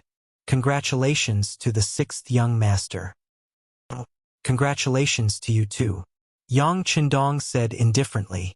He thought that everyone was congratulating him because he had won the battle, so he did not care. However, when he walked all the way to the inner courtyard, everyone he met along the way would greet him and congratulate him. This made Yang Chendong feel that something was wrong. He did not know how many battles he had won, but it seemed that these maids did not care so much about it in the past. It wasn't until he arrived at the inner courtyard that he saw the second madam's maid, Xing respectfully escorting a female doctor in a white robe out. His brows furrowed involuntarily and his expression became nervous. He strode forward and said as he walked, "Dr. Zhao, why are you here?" "Teacher." When she saw Yang Chendong walk over, the so-called Dr. Zhao quickly saluted to show her respect. Dr. Zhao's name was Zhao Yanmei. She was also a student of the Yang Family Academy. She was once known as the Two Saints along with Yuan Heping, who was known as the Sacred Hands. However, the former specialized in internal medicine and surgery, while the latter specialized in gynecology and pediatrics. Normally, if the madams were unwell or felt uncomfortable, it would be Zhao Yanmei who came to see them. They were all women and often went in and out of the inner courtyard of the Yang residence, so they were more at ease. Now that Zhao Yanmei was here, it must mean that one of the madams was unwell. It was no wonder that Yang Chendong became so nervous. "And why are you here? Is one of the madams unwell?" Yang Chendong did not even return the salute and asked anxiously. Facing the anxious Yang Chendong, Zhao Yanmei was neither anxious nor slow. She even said with a smile, "Teacher, this student congratulates you." "Congratulations, congratulations again. What's going on?" When Yang Chendong entered the courtyard, he heard these two words the most. At first it was fresh, but now he was a little annoyed. "About this, please find out once you enter the inner courtyard." He did not know where Zhao Yanmei's courage came from. She did not tell him immediately, but kept him in suspense. It must be said that she had no choice. Second madam had already told her that some things must be said by herself and not by others. "Okay, I will go take a look. Xing lead the way." Yang Chendong's face did not show whether he was angry or happy, but at least he was more stable than before. Zhao Yanmei dared to keep him in suspense, so it should not be a bad thing. Xing happily agreed and led Yang Chendong to the room of the second madam in the inner courtyard. Yang Chendong's footsteps were very fast, causing Xing to quickly fall behind. It wasn't until Yang Chendong entered the small courtyard that he saw Qiao Yin resting under a large tree. Seeing that she was fine, he let out a long sigh of relief. The maids beside the tree were very perceptive. When they saw Yang Chendong appear, they bowed and paid their respects. They ignored the sixth young master and went in front of second madam. Holding her small hand, they asked with concern, "Qiao, I just saw Dr. Zhao leave. What happened? Are you feeling unwell?" At this moment, Qiao Yin's face was red. "Young master, I did not expect you to return so quickly. I was originally prepared to welcome you at the door with fourth sister and fifth sister. AI, we are husband and wife. There is no need for those complicated formalities. That's right, you still haven't answered me. Where are you feeling unwell? Yang Chendong casually waved his hand. He had never cared much about formalities. It was only because of his high status that he had to pay attention to them. However, in his opinion, when he was with his wife, he should save on formalities. Feeling Yang Chendong's sincere concern, Xiao Yin's face was like a peach blossom. She first lowered her head and then said in a voice as soft as a mosquito, "Young master, I am not sick." Not sick? Then what is Dr. Zhao doing here? It's fine. What is it that you cannot tell the young master? Hurry up and say it.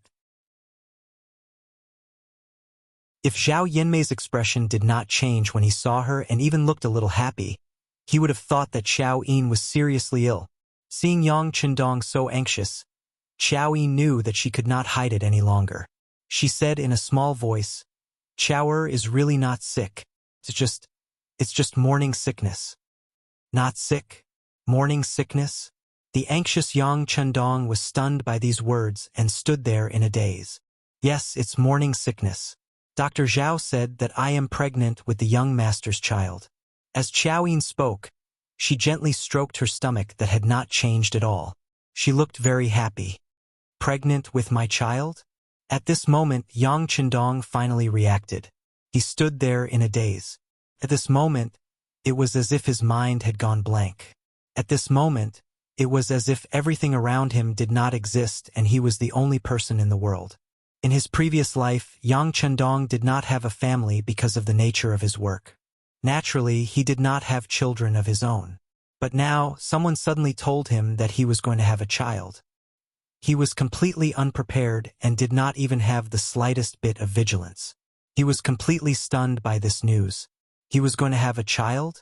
This was the first time in both his previous life and this life. Once upon a time, he had thought about this problem. When he first got together with Hu Yen and the others, he considered that they were still young and his condition was not stable. He had tried his best to suppress it and did not have any plans to have a child. Later on, when his condition got better, Yang Chendong thought about this problem and tried very hard. But for some reason, none of his wives were pregnant. Later on, when the war in various places became tense, he did not think too much about it. He thought that when the situation was completely stable, he would check it out properly. But he did not expect that before he even did that, he was already pregnant. This was enough to prove that there was nothing wrong with him. There was nothing wrong with him.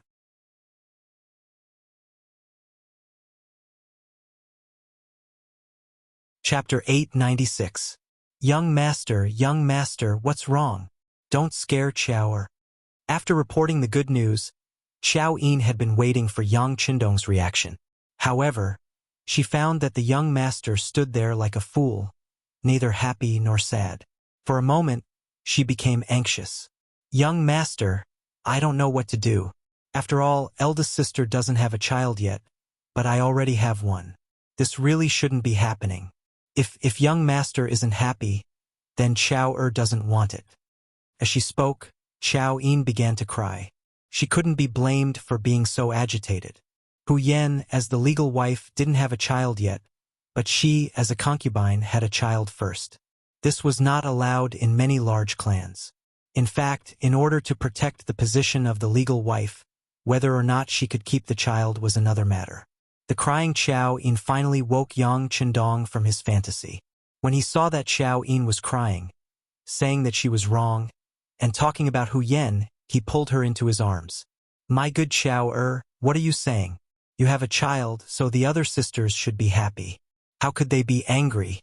Moreover, they will have children in the future. There's nothing to be jealous about. Ah, really? Xiao Yin was, after all, only a maidservant and not a legitimate daughter of a large clan. Therefore, she had only heard of such things and didn't feel that deep of a fear. Now that she heard Yang Chendong say that there was no problem, then there was naturally no problem. She immediately laughed through her tears. It's true. It's truer than real gold and silver. Yang Chendong hugged Xiao Yin lightly and laughed foolishly. Alright, when did this happen? How long has it been? The last time the young master married little sister Tuoya. On the second night, didn't you come to my room and little sister Xiang Yangzi's room? Dr. Zhao said that the child is still young. Xiao Yin's face was full of happiness when she spoke of this. Oh, okay. Yang Chendong was so happy that he could only nod his head continuously. When he was looking for the two madams, he had put in a lot of effort because he had found another sister for them. He felt a little guilty in his heart. He didn't expect that his hard work would really bear fruit.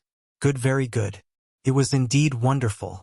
Xiao Yin's pregnancy was not only a joyous occasion for Yang Chendong, but also for all of Yangxie. As the ancients say, there are 3 ways to be unfilial, and having no descendants is the worst.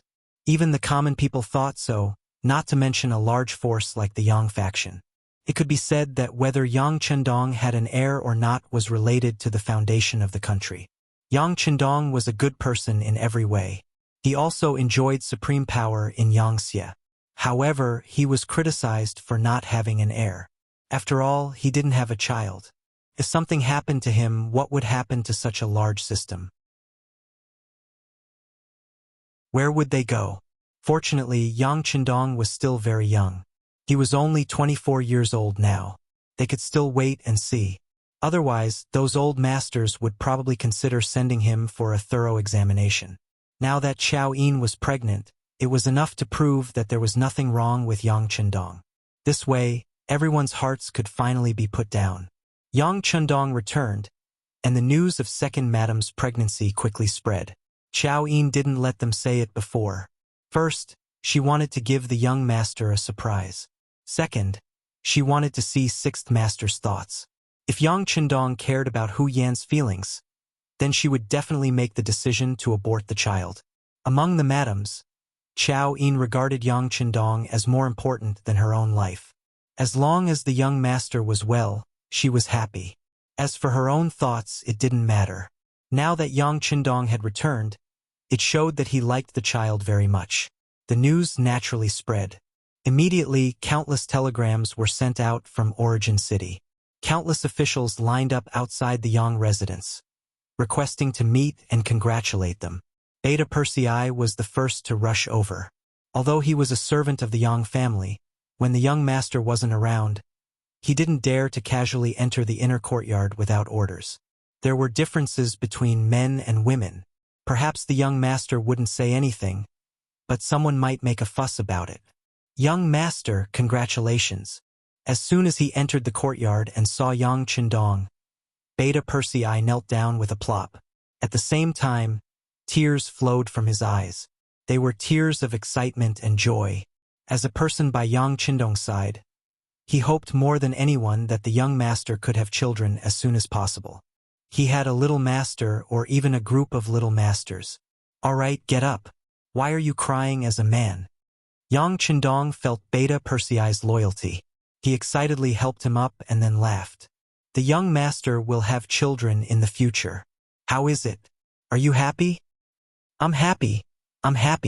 Beta Persei nodded repeatedly without any pretense. Yang Chendong patted Beta Persei's shoulder and said emotionally, All right, then I'll say something that will make you even happier. Step down from your position as the logistics division head and hand over the job to Yang Lu. You will continue to be by the young master's side in the future. He was used to working with Beta Persei. Even though Yang Si and Yang Lu did a good job, he still felt that something was missing. All right. Beta Persei nodded vigorously. Although being the logistics division head was impressive and everyone had to curry favor with him, compared to being able to be by the sixth young master's side, that was all bullshit. Well, go and tell Qiu Vi, Dao Xiao, and the others to guard the courtyard gate. Tell those who want to congratulate him to do their jobs well. The young master will be very happy and go do whatever you need to do. By the way, the scale of the guards should also be expanded. Now that we have enough manpower, you can ask the two captains to pick the best ones to expand the guards. Yang Chendong thought that the number of guards was only 100. They could handle some small matters, but when it came to major matters, they would still be weak. Therefore, he took advantage of this opportunity to choose a good number of elites during the training. Yes. Beta Persei agreed excitedly. He had been thinking about this matter for a long time, but since the young master did not say anything, he really did not know what to say. Young master, what scale do you think is suitable for the expansion? A guard team of 500 people. The strength of 1,000 people should be enough to ensure the usual safety. By the way, go and discuss with Jiang Ping. The security of the inner court should also be increased. What exactly is needed and how many people are needed will depend on what she says. Yang Chendong thought of Chaoyin's pregnancy. This kind of thing would continue to happen in the future. The safety of the madam must also be protected. The number of female soldiers must also be increased. Yang Chendong was about to have a child. The news quickly spread, and the entire first city was bustling with noise and excitement for several days. After that, everything gradually returned to calm. At this moment, a message from the Security Bureau interrupted the peace. Not only that, but the entire logistics division's captive camp was filled with wails and cries. Tuachuo Hua died. He died on the road of escape. He was ambushed by the Walla's leader, Yeshen. He, along with 3,000 elite cavalry and General Menk, all died in battle. According to witnesses, after Yeshen made a mistake last time, he sent out 30,000 cavalry this time. However, even with 30,000 men fighting against 3,000 men, they still paid a heavy price. More than 10,000 men died in the battle, and the remaining 20,000 men were all injured. In the end, the battle lasted for 3 days and 3 nights, and everyone was exhausted to death. Tuabuhua himself also died in the end. It was said that there were no less than 50 wounds on his body. With the death of Tuachuo, the Tatar tribe was about to become a part of the history of the grasslands. They went from glory to decline. Although Tuachuo was dead, his spirit was still there. The captives in the logistics division had always thought that one day, the Great Khan would come back. This way, they would have a place to be useful. Now that their hopes were dashed, many of them began to slack off. Some of them even went on a hunger strike, as if they wanted to live and die with the Great Khan. This was especially true for the 2,000 injured and sick people who were sent to the hospital. They wanted to get revenge on Yeshen and almost caused a scene in the hospital. If the mercenaries did not appear in time, there would be a big problem. Among the captives, there were quite a number of Tatar soldiers. Naturally, the situation would not be small. The officers had no choice but to report the situation to Yang Chendong. Not long after, Beta Persei personally came out and brought Hubo from the captive camp to the Yang residence. In Yang Chendong's courtyard, in the pavilion in front of the fake mountain, Yang Chendong and Hubo sat opposite each other. In front of them was a stone table with a steaming hot tea in the middle. Beta Persei and the first guard Captain Chauvi were staring at Hubo to prevent him from jumping up and attacking. Remove the shackles and shackles. Yang Chendong casually ordered Beta Persei as he demonstrated his skills in the art of tea ceremony. Young master, this person's strength is not ordinary. Beta Persei wanted to remind him of something. However, Yang Chendong said in an unquestionable tone, "What's wrong? Is it because the young master has not moved for a long time that you have no confidence in the young master?" Beta Persei was reminded of the young master's abnormal strength. He walked up and used the key to unlock the shackles, freeing Hubo. Now free of her shackles, Hubo rubbed her wrists and smiled. This tea was personally brewed by the Duke of Loyalty. It must be delicious. Ha ha ha. As he spoke, he picked up a teacup. His originally smiling face suddenly changed. Then, the teacup was shattered, and a sharp piece of porcelain fell into his hand. He quickly slashed it in front of Yang Chendong. Bang! A figure suddenly flew out. Before Beta Persei and Chauvi could react, Hubo's burly figure flew out and crashed into the courtyard, his face covered in dirt. Yang Chendong was still sitting there as before. He held a teacup and slowly tasted the tea. The tea is not bad.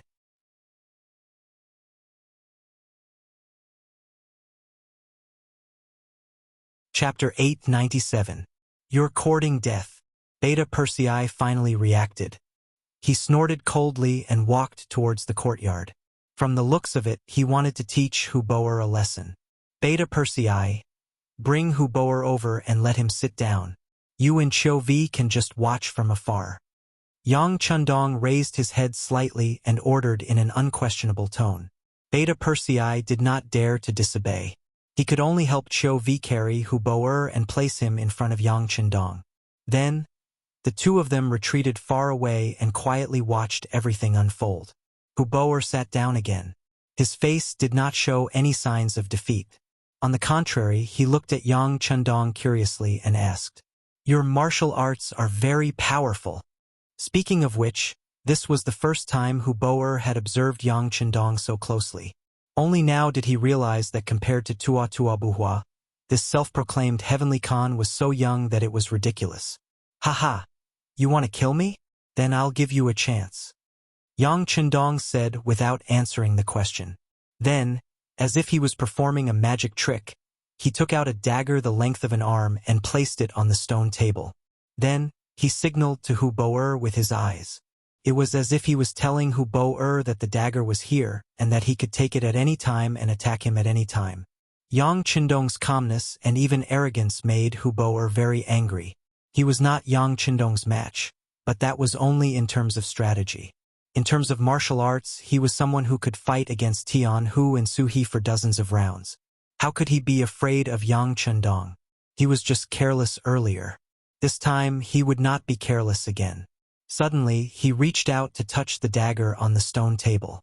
However, before he could see Yang Chundong's movements clearly, he was sent flying again and landed in the courtyard. Beta Persei and Chou appeared, and the two of them once again carried him to the stone table and sat down. They could see that the sixth young master's martial arts had improved again. If he was prepared, even several Huboer would not be a match for the young master. He sat down again and did the same thing. He touched his saber again and flew up again. Huboer continued to do the same thing.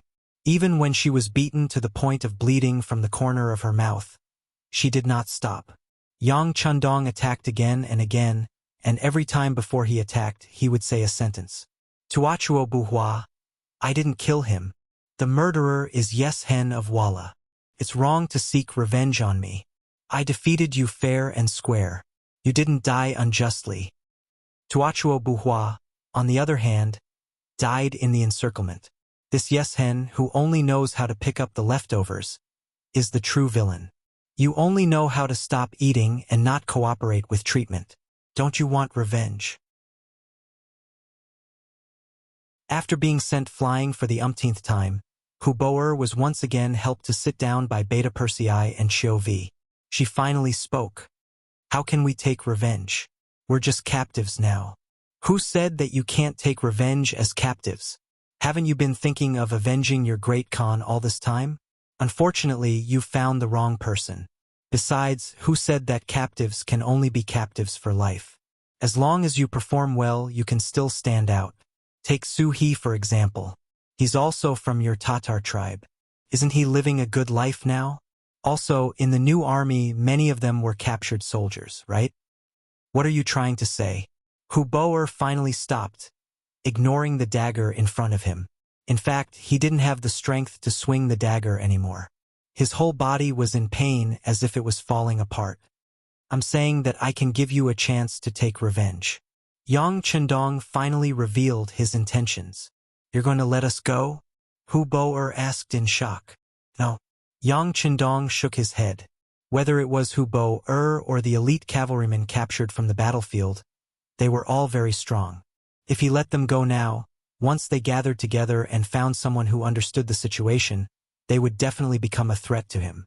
Yang Chundong would never do such a thing as releasing a tiger back into the mountains.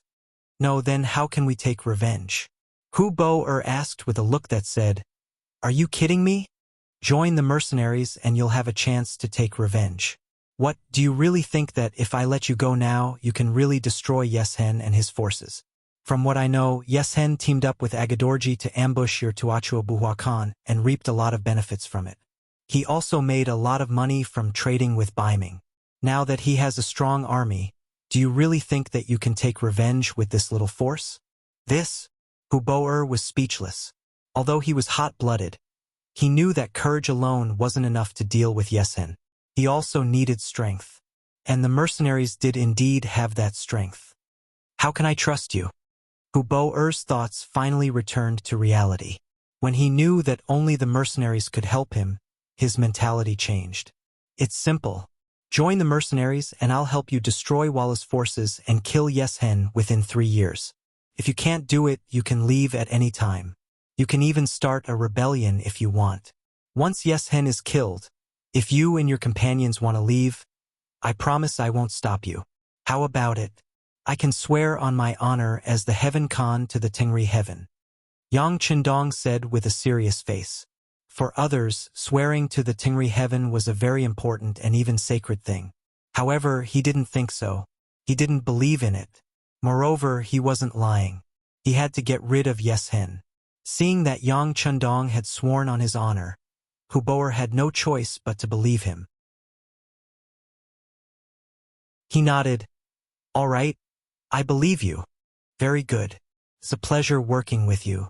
Now you can convince your companions not to cause any more trouble. Hurry up and recuperate. Don't wait until the war with the Vol tribe starts. Your conditions aren't suitable. If you miss the big battle, you can't blame anyone else. I'll go and convince them. Hu Bo nodded. If he wanted revenge, he needed to strengthen himself. Now wasn't the time to go on a hunger strike. With Hu Bo's departure, the disturbance caused by the captives came to an end. However, the war wasn't over yet. Yang Chendong defeated Tuachuo Buhua, and Yesen took the opportunity to deal with this powerful enemy. The Tatar tribe also announced their withdrawal from the Central Plains. The forces they controlled were also divided up. South of Talu, Sambilakwin was occupied by Baiming Xianfu's army chief and commander of the 10,000 Department, Shi Wanshan. Yesen also took over Shajing province. At this point, Shi Wanshan was Yeshen's neighbor. The mercenaries were only separated by Sambilakwin. They were already quite close. Yang Chendong didn't take the opportunity to take over more cities. His military thinking came from the future. He didn't care about the gains or losses of a city. What he wanted was to eliminate the enemy's strength. It was just like when the main force was gone, after the soldiers died in battle, wouldn't the original Tatar territory become ownerless? Wouldn't it be easy to occupy it? Notify the 1st Cavalry Division. Have them patrol the area northwest of Saihan Mountain. Tell the other forces that this area belongs to us mercenaries. Anyone who wants to pass by must pay us taxes and follow our rules. Otherwise, we'll kill them all. Yang Chendong finally revealed his fangs and began to take control of the grasslands with First City as the center. The North Desert City was still under construction. Once the construction there was completed, it would form a triangle with the origin city. At that time, his power would be stable. Anyone who dared to challenge his position would be treated as an enemy and suffer the wrath of thunder. After the new army went through many rounds of selection, they returned to their original formation. The number of people in the world's 1st Cavalry Division was not full yet. Division Commander Tian Hu and the 2 commanders carefully selected the people one by one. They were determined to create the strongest army in the world just like their names. The construction of North Desert City was still going on in an orderly manner. With Yang Si in charge of the overall situation, everything was going smoothly. After the Battle of Tuachuo Buhua, the mercenaries' strong strength shocked all the people who had bad intentions. No one thought of provoking the mercenaries. The situation near First City was unprecedentedly peaceful. Choween's morning sickness was very serious. She vomited as much as she ate. After Dr. Zhao Yanmei's examination, he said that it was because of the water and soil. It was still too cold here. It was best to go to a place with a relatively mild climate. This was a good thing for Second Madam and her child. In September of 1453 AD, Yang Chendong decided to return to Chichen City with his 3 wives. After more than a year, Yang Chendong had laid a good foundation on the grassland. From the initial army of only a few thousand people to the current army of close to 60,000. There was nothing before, but now there were 2 big cities and several small towns. Seeing that everything was on the right track, there was no big battle to fight in a short period of time. Considering Chowin's body, Yang Chendong decided to leave and return to Chichen City. The only thing that Yang Chendong felt a little regretful was that there was no news from Wuxiang's 3rd Division and the Nuzan Cavalry Division that he sent to the north. The radio station only sent 2 telegrams at the beginning, saying that everything was going well. After that, there was no news, as if they had all disappeared. Yang Chendong did not believe that with the strength of Wuxiang and Chen Bo, they would be completely wiped out. Something unknown must have happened. He had also sent scouts, but there was no news. The Siberian area was too big. It was vast but sparsely populated. It was difficult to find a team. The only thing he could do was to keep sending people to inquire about the situation. Other than that, the only thing left was to give his blessings.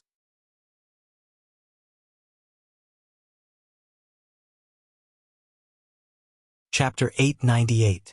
Yang Chendong decided to leave, and Tiger's Mane stayed behind under his arrangement. In terms of political affairs, Yumian was his deputy, and in terms of military affairs, Shbai was his deputy, so he could rest assured. After leaving Yangtze to build North Desert City and 6th Yang Chendong to manage the logistics team, Yang Chendong left the first city in mid-September with his 3 wives, Beta Persei, Wang Si, and the others, as well as the 2 guards and 3,200 members of the ferocious Tiger Regiment. When he left, Yang Chendong deliberately suppressed the news. He did not want everyone to know that he had left the first city. Although it was destined that he would not be able to hide it for long, as long as he kept it a secret for 1 more day, he would be able to deter them for 1 more day. In order to prevent being discovered, the team left the city in the evening and set up camp 20 miles away from the first city. In the big tent, Yang Chendong accompanied the 3 wives to eat, and from time to time, there would be laughter. In the big tent at the side, Beta Persei was also enjoying the joy of eating and chatting with Kikij. Beta Persei and Kikij's marriage was reported to Yang Chendong, and after getting permission, they got married 7 days ago. It also became a grand occasion in the first city at that time. Not only did Tiger's Mane and a group of senior generals go, Tian Hu, the commander of the 1st Cavalry Division, Xiao Feng, the leader of the ferocious Tiger Regiment, Feng Liang, the director of the security bureau in the first city, and even Yang Si and the others rushed over from North Desert City to congratulate their boss on his wedding. Most importantly, the witness was powerful. It was actually Yang Chendong himself who personally witnessed their marriage. With this big sign, everyone who was able to participate in this event shared the glory of it. Not to mention, Beta Persei was also very popular. At one point, he had arranged more than 50 tables for the wedding banquet, and this was because those who were not of a high enough rank did not appear. Otherwise, even 100 tables would not be enough. The better news was that Kikij was not marrying Beta Persei as a concubine, but as the first wife. Speaking of this matter, he had to thank his younger brother, Ba Tuesday. It was precisely because of his good performance on the battlefield that he participated in the battle against the Tatar elite cavalry. Not only that, he killed 4 of the enemy's men. Not only that, he was promoted to a higher rank, he also promoted his older sister Kikij. Now only his mother, Batama, was left. Presumably, as long as she could perform meritorious deeds on the battlefield, there would still be opportunities. This was also the reason why Yang Chendong became the wedding officiator. Under such a lively atmosphere, Beta Persei could not stop smiling that day. 7 days after the wedding, he left the first city with the young master. After asking for instructions, he decided to take Kikij out to see the world. Inside the tent, Kikij did not seem to be in a good mood. Speaking of which, this was the first time she had been so far away from her mother. Although she had just come out, she was already a little homesick. As her husband, Beta Persei was the best choice to enlighten her. "Madam, do you miss your mother? It's okay, your mother is very safe in the first city. Besides, your younger brother is now a company commander in the new army. With him around, your mother won't be lonely. This time, we are going out to see the world. You don't know how prosperous Chichen City is. That place is no different from a holy place in our hearts." Tiger's Mane stretched out his hand and hugged Kikij in his arms. with a comforting expression on his face. Kikij burrowed into the wide and warm embrace and found a more comfortable position. I think the first city is very big. It's very good. Haha. In this regard, Beta Persei was speechless. For a person who was used to drifting around the grassland, the first city was indeed very big. Seeing that Beta Persei did not speak and only smiled, Kikij's face showed a trace of caution. What? Are you starting to despise me? I knew it. My mother also said that when a man gets a woman's body, it's the beginning of dislike. Oh, I'm being wronged. I'm being wronged. How could I be that kind of person? Beta Persei cried out loudly, then found that Kikij's face was full of smiles. He knew that she was teasing him, so he pretended to be very angry and said, "Well, you dare to lie to me. As punishment, I'm going to carry you to bed now." Don't. It's not completely dark yet, wait a little longer. When it came to this matter, Kikij's face quickly turned red. This man was a bull, a barbarian. She couldn't stand it every time. If it started now, it would be a problem for her to walk tomorrow morning. In order to divert Tiger's Mane's attention, Kikij took the initiative to say, "By the way, little brother did not join the 1st Cavalry Division, but chose to be a company commander in the new army. This won't affect his future, right?" How could it? When it came to serious matters, Beta Persei was indeed a lot more well-behaved. He liked to talk about these things, especially when he saw Kikij looking at him with admiration. The world's 1st Cavalry Division is indeed the most elite army. If it's a cold weapon battle, even Lung Feng might not be a match for it. But because they are all too strong, it's not easy to make a name for oneself there. It's better to go to the new army. Relatively speaking, the conditions for promotion there are much more relaxed. Besides, this is the intention of Tiger's Mane and Shibi. They first found Batu and persuaded him to stay. They also made a lot of promises, so it's impossible for them not to keep their word. They won't lie to Batu, right? You know that little brother is very honest. Kikij was still a little worried. To him, whether it was Tiger's Mane or Shibi, they were both important people. On the other hand, Beta Persei, who was beside him, was too close to him, so he didn't feel anything. They won't. Beta Persei patted his chest and promised. With my face, how could they not treat Batu well? Besides, little brother is not honest at all. He has a lot of ideas when he's in trouble. Who said that little brother is not honest? He's an honest person. A moment ago, she was looking at Beta Persei with admiration, but after hearing what he said, Kikij became unyielding again. Haha, I was wrong. Beta Persei understood the principles taught by the 6th young master. He didn't know how to reason with a woman. When he saw that the situation wasn't right, he immediately surrendered. This caused Kikij to laugh coquettishly. In the main tent a few dozen meters away, Yang Qindong was drinking horse milk wine and eating mutton with the 7th madam. Yang Qindong wasn't very interested in these things, but it was the madam's request. She also said that after leaving here, it would be difficult to eat such authentic food in the future, so he could only accompany her. War God, is second sister asleep? Just like how every madam had their own way of addressing Yang Qindong. Tuya was used to addressing Yang Qindong in this way. She's asleep. People who are pregnant always like to sleep, When Xiao Yin was mentioned, Yang Qindong's face was filled with a happy smile.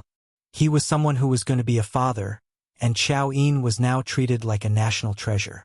In the past, there were only 4 maids serving her, but now there were twice as many, and 8 maids were serving her. Not only that, but Yang Qindong also gave her personal maid, Xing a very high authority. Unless Xiao Yin was willing, no one was allowed to disturb her, not even the madams. This wasn't his intention to drive a wedge between the madams. In the future, he had watched many palace dramas, and there were many matters related to internal strife. Anything could happen. In the face of powerful interests, any kind of friendship could change. Especially when Xiao Yin was pregnant with his first child. It was impossible to say that no one was jealous. In order to prevent any possible man-made accidents, the safest way was to take sufficient measures now. Although it would hurt some people's feelings, once the rules were set, they could slowly get used to it in the future. Of course, all of this was only on the surface. Secretly, Yang Qindong also instructed Jiang Ping to pay special attention to Second Madam. The newly formed female guards were put to good use. Once they discovered someone with ill intentions, they could directly take them down without asking for permission. With this hidden hand, Yang Qindong's heart could finally relax a lot. War God, when we have a child in the future, will you protect me like how you protect second sister? Tuya could feel Yang Qindong's nervousness. She could understand this point. Her background as a princess allowed her to understand some things too early. Because of this, she didn't have any intention of blaming Yang Qindong. On the contrary, she was very supportive. Of course, you are my wife. Your safety is naturally the most important. Yang Qindong was very casual, but his tone was very firm. That's great. Tuoya nodded contentedly. Oh, by the way, tell me about the other sisters. You know that we're about to meet each other, so we should know in advance what to pay attention to. Otherwise, it won't look good if we make a fool of ourselves. Okay. Yang Qindong really wanted to push the task to fourth Madam, Lady Xiang. However, when he thought about how Tuoya had already left her hometown to follow him, if he rejected such a small matter, who knew if she would be sad? On the battlefield, Yang Qindong was the strategist. No matter how strong the enemy was, he wouldn't be afraid. However, in front of the other madams, his general's demeanor had long disappeared. Other than doting, there was only affection left. She waited for Yang Qindong to speak for 2 hours. When it was already late at night, he became careless. Tuoya's face was flushed red under the candlelight. When she thought of what was going to happen next, she said softly, "Call fourth elder sister over. I can't handle it alone." Hee. Okay. Seeing that Tuoya had already gotten used to accompanying him with the other sisters, Yang Qindong was very happy. This was also a way to promote the friendship between the sisters. The next morning, the group set off as usual after breakfast. Everyone seemed to be in a good mood. This kind of process where they didn't have to think about fighting and only had to travel slowly was a great way to improve the relationship between everyone.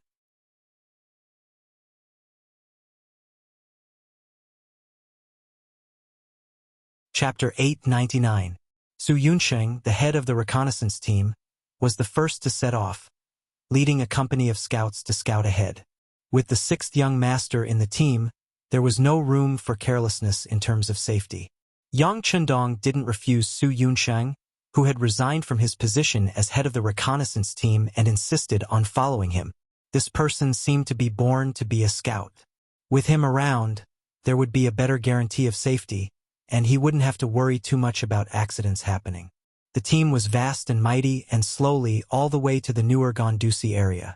Usually, when transporting supplies, they would often use this road, but the transport team could quickly pass through here in 10 to 20 days. However, Yang Qindong's team took more than a month. This was mainly due to the inconvenience of Qiao Yin's body.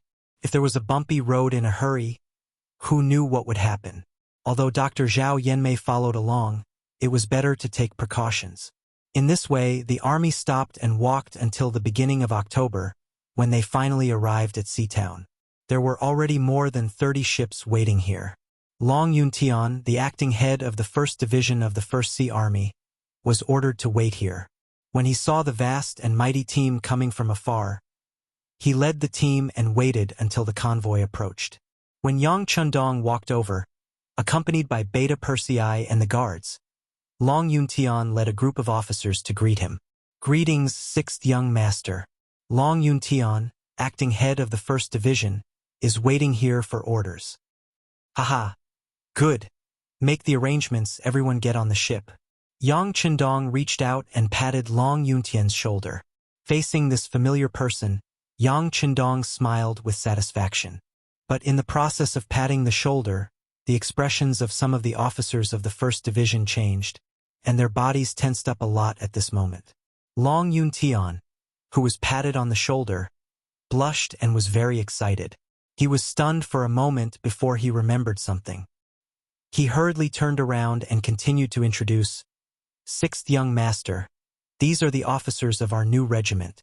This is our new political commissar, Su Hao. Long Yuntian pointed at another officer who also had the rank of colonel and introduced him formally. Oh, political commissar Su, hello. This time, Yang Chundong didn't pat his shoulder. Instead, he reached out and shook his hand. To be honest, as the team grew bigger, there were already some people that he wasn't so clear about. For example, Su Hao in front of him was very unfamiliar to him. Su Hao's face was full of excitement. He stretched out his arms and grabbed Yang Chindong's arm, shaking it vigorously. He also subconsciously said some flattering words. Sixth young master, this subordinate has admired you for a long time. Today, I finally get to meet you. I'm extremely excited. Extremely excited. Haha. Do your best. Yang Chindong also responded with a smile. Then, he shook hands with the other officers of the 1st Division one after another. After a round of greetings, the team began to board the ships. Because Yang Chindong's return to Crimson City this time wasn't a public move, there were no large ships arranged to welcome him. Most of the ships weren't very large, but there were always 2 or 3 second-class ships that were 70 to 80 feet long. It was just enough for Yang Chindong and the others to rest on. The largest ship was naturally Yang Chindong's. After the 3 madams and the maids boarded the ship, Beta Persei led the first guard team and boarded the ship. As for the second guard team, they had no choice but to board the other ships. In this regard, Yang Chindong didn't have any doubts. Since this was the 1st Marine Army's unit, it was his unit. No one would dare to harm him. He still had this much confidence. As for the reaction of the other officers when he shook hands with Long Yuntian, with Yang Chindong's keen insight, he naturally noticed it, but he didn't say anything. When it came to the situation of the officers below him, he wouldn't ask too much. However, his safety was at stake this time. Although he knew how to swim and was quite good at it, he knew that he had to be careful. There were a lot of diving equipment and oxygen tanks in the big warehouse. Even if there were any problems at sea, he would have no problem protecting himself. But the 3 madams were still on the ship. For their safety, there were some things that needed to be investigated. Go, arrange for 2 capable men to ask about the situation and relationship of the officers in the 1st Division. Understood. Beta Persei, who received Yang Chindong's order, nodded and found Ba Daojiang and Peng Yu. These 2 were veterans of the guard team. There was no problem in terms of loyalty. They were also experienced in the martial arts world. It was reassuring to leave some things to them. After the team boarded the ship, the acting commander, Long Yuntian, immediately ordered the ship to set sail. The fleet then put away the anchor and set sail straight to the south. When they first boarded the ship, everything was so fresh, especially when they looked around. The sea and the sky were the same color. It was very spectacular. This made the 4th madam, Lady Xiang, and the 7th madam, Tuoya, who had never seen the sea before, very excited.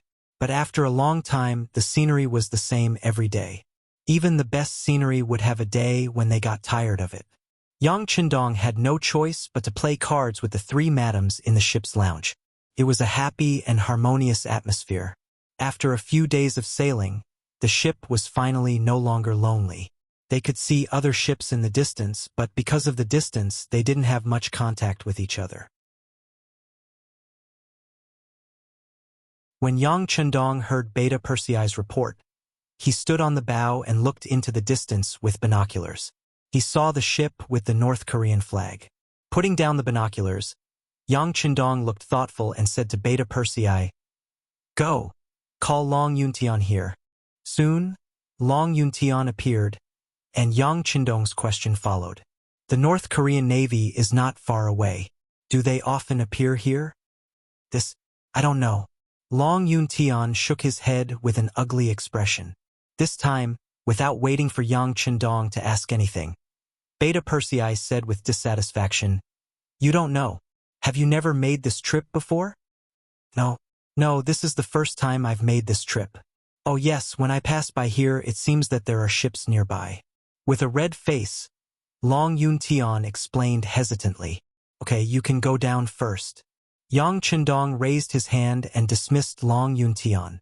Yang Chundong fell into deep thought as he looked at his departing figure. Beta Persei, what about the information I asked you to send? There's no news yet, but soon. The Navy soldiers here are very principled. It's not so easy to get information. It will take a little time.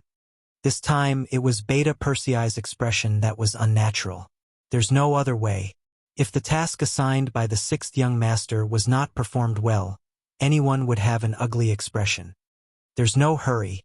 There are still more than 20 days from here to Husung City. It should be enough. It's just that the existence of the North Korean Navy in front of us is a hidden danger.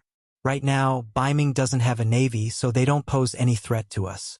However, this is our supply route to Shurching. If the North Korean Navy decides to attack us one day, then the situation won't be good. Well, take note of this matter and remind me when we return to Resin City's Marine headquarters. Yes, young master. Tiger's Mane nodded and agreed. This seems to be a small episode. Yang Chindong didn't care too much about it, but Tiger's Mane stepped up the security work of the guards. He always had a strange feeling that the situation seemed to be wrong, but he couldn't tell what was wrong, so he could only strengthen his own defense to prevent unexpected things from happening. It's a pity that this is not on land. In case of an accident, he can't contact the second guard and Commander Xiaofeng's Tiger Regiment. But thinking about it, with their combat experience, once something happened, they should be able to react immediately. Beta Persei's nerves became nervous, and he was a little absent-minded even when he was accompanying Kikij. The days passed like this until 20 days later, they finally arrived at the sea area of Husung City. Only then did he relax a lot, and at this time, Badeo Jiang and Peng Yu, who were sent to inquire about the matter, finally came to report. For more than 20 days, the two ate and lived with the Navy warriors and worked hard to make friends with them. Finally, they figured out the situation of the first group. This time, they came to report to Beta Persei. Half an hour later, Beta Persei came to the main cabin where Yang Chindong was and reported the situation in detail. Young Master, Husung City has investigated many people and many things.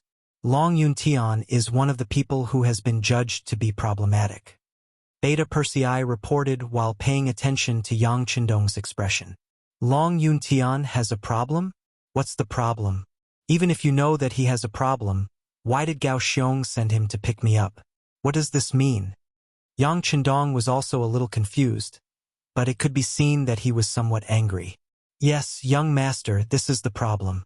Long Yuntian's problem is that he was not careful when inspecting the goods at sea, and that batch of goods happened to be one of the goods that Yang Taizhu smuggled out at that time. It is because of this matter that some people think that Long Yuntian may be Yang Taizhu's accomplice. Even if he is not, at least he is someone who helped him. I heard that, because of this, there is still a lot of controversy. In the following time, Beta Persei gave a detailed report of the situation that Badeo Jiang and Peng Yu learned from the soldiers below. According to Beta Persei, the Vice Minister of the Ministry of Supervision, Wuxia, believes that Long Yuntian has a problem and once proposed to remove him from his post and investigate, and even search his house. But this proposal was rejected by Commander Gao Xiong of the five-man team. What Commander Gao Xiong meant was that Long Yuntian was a good cadre, a cadre who could fight. It was just that he wasn't that principled in the past. Considering that the goods came from Crimson City and were wanted by the Security Bureau, it was reasonable that he didn't check them carefully. After all, the status of the Security Bureau was very special, and not every department had the right to order them around. Therefore, Long Yuntian's problem was at most a momentary lapse in inspection, and a person should not be killed because of this small matter. You're tuning in to the Journey of the Soul YouTube channel. Don't forget to subscribe and join us on this journey to catch the most captivating stories.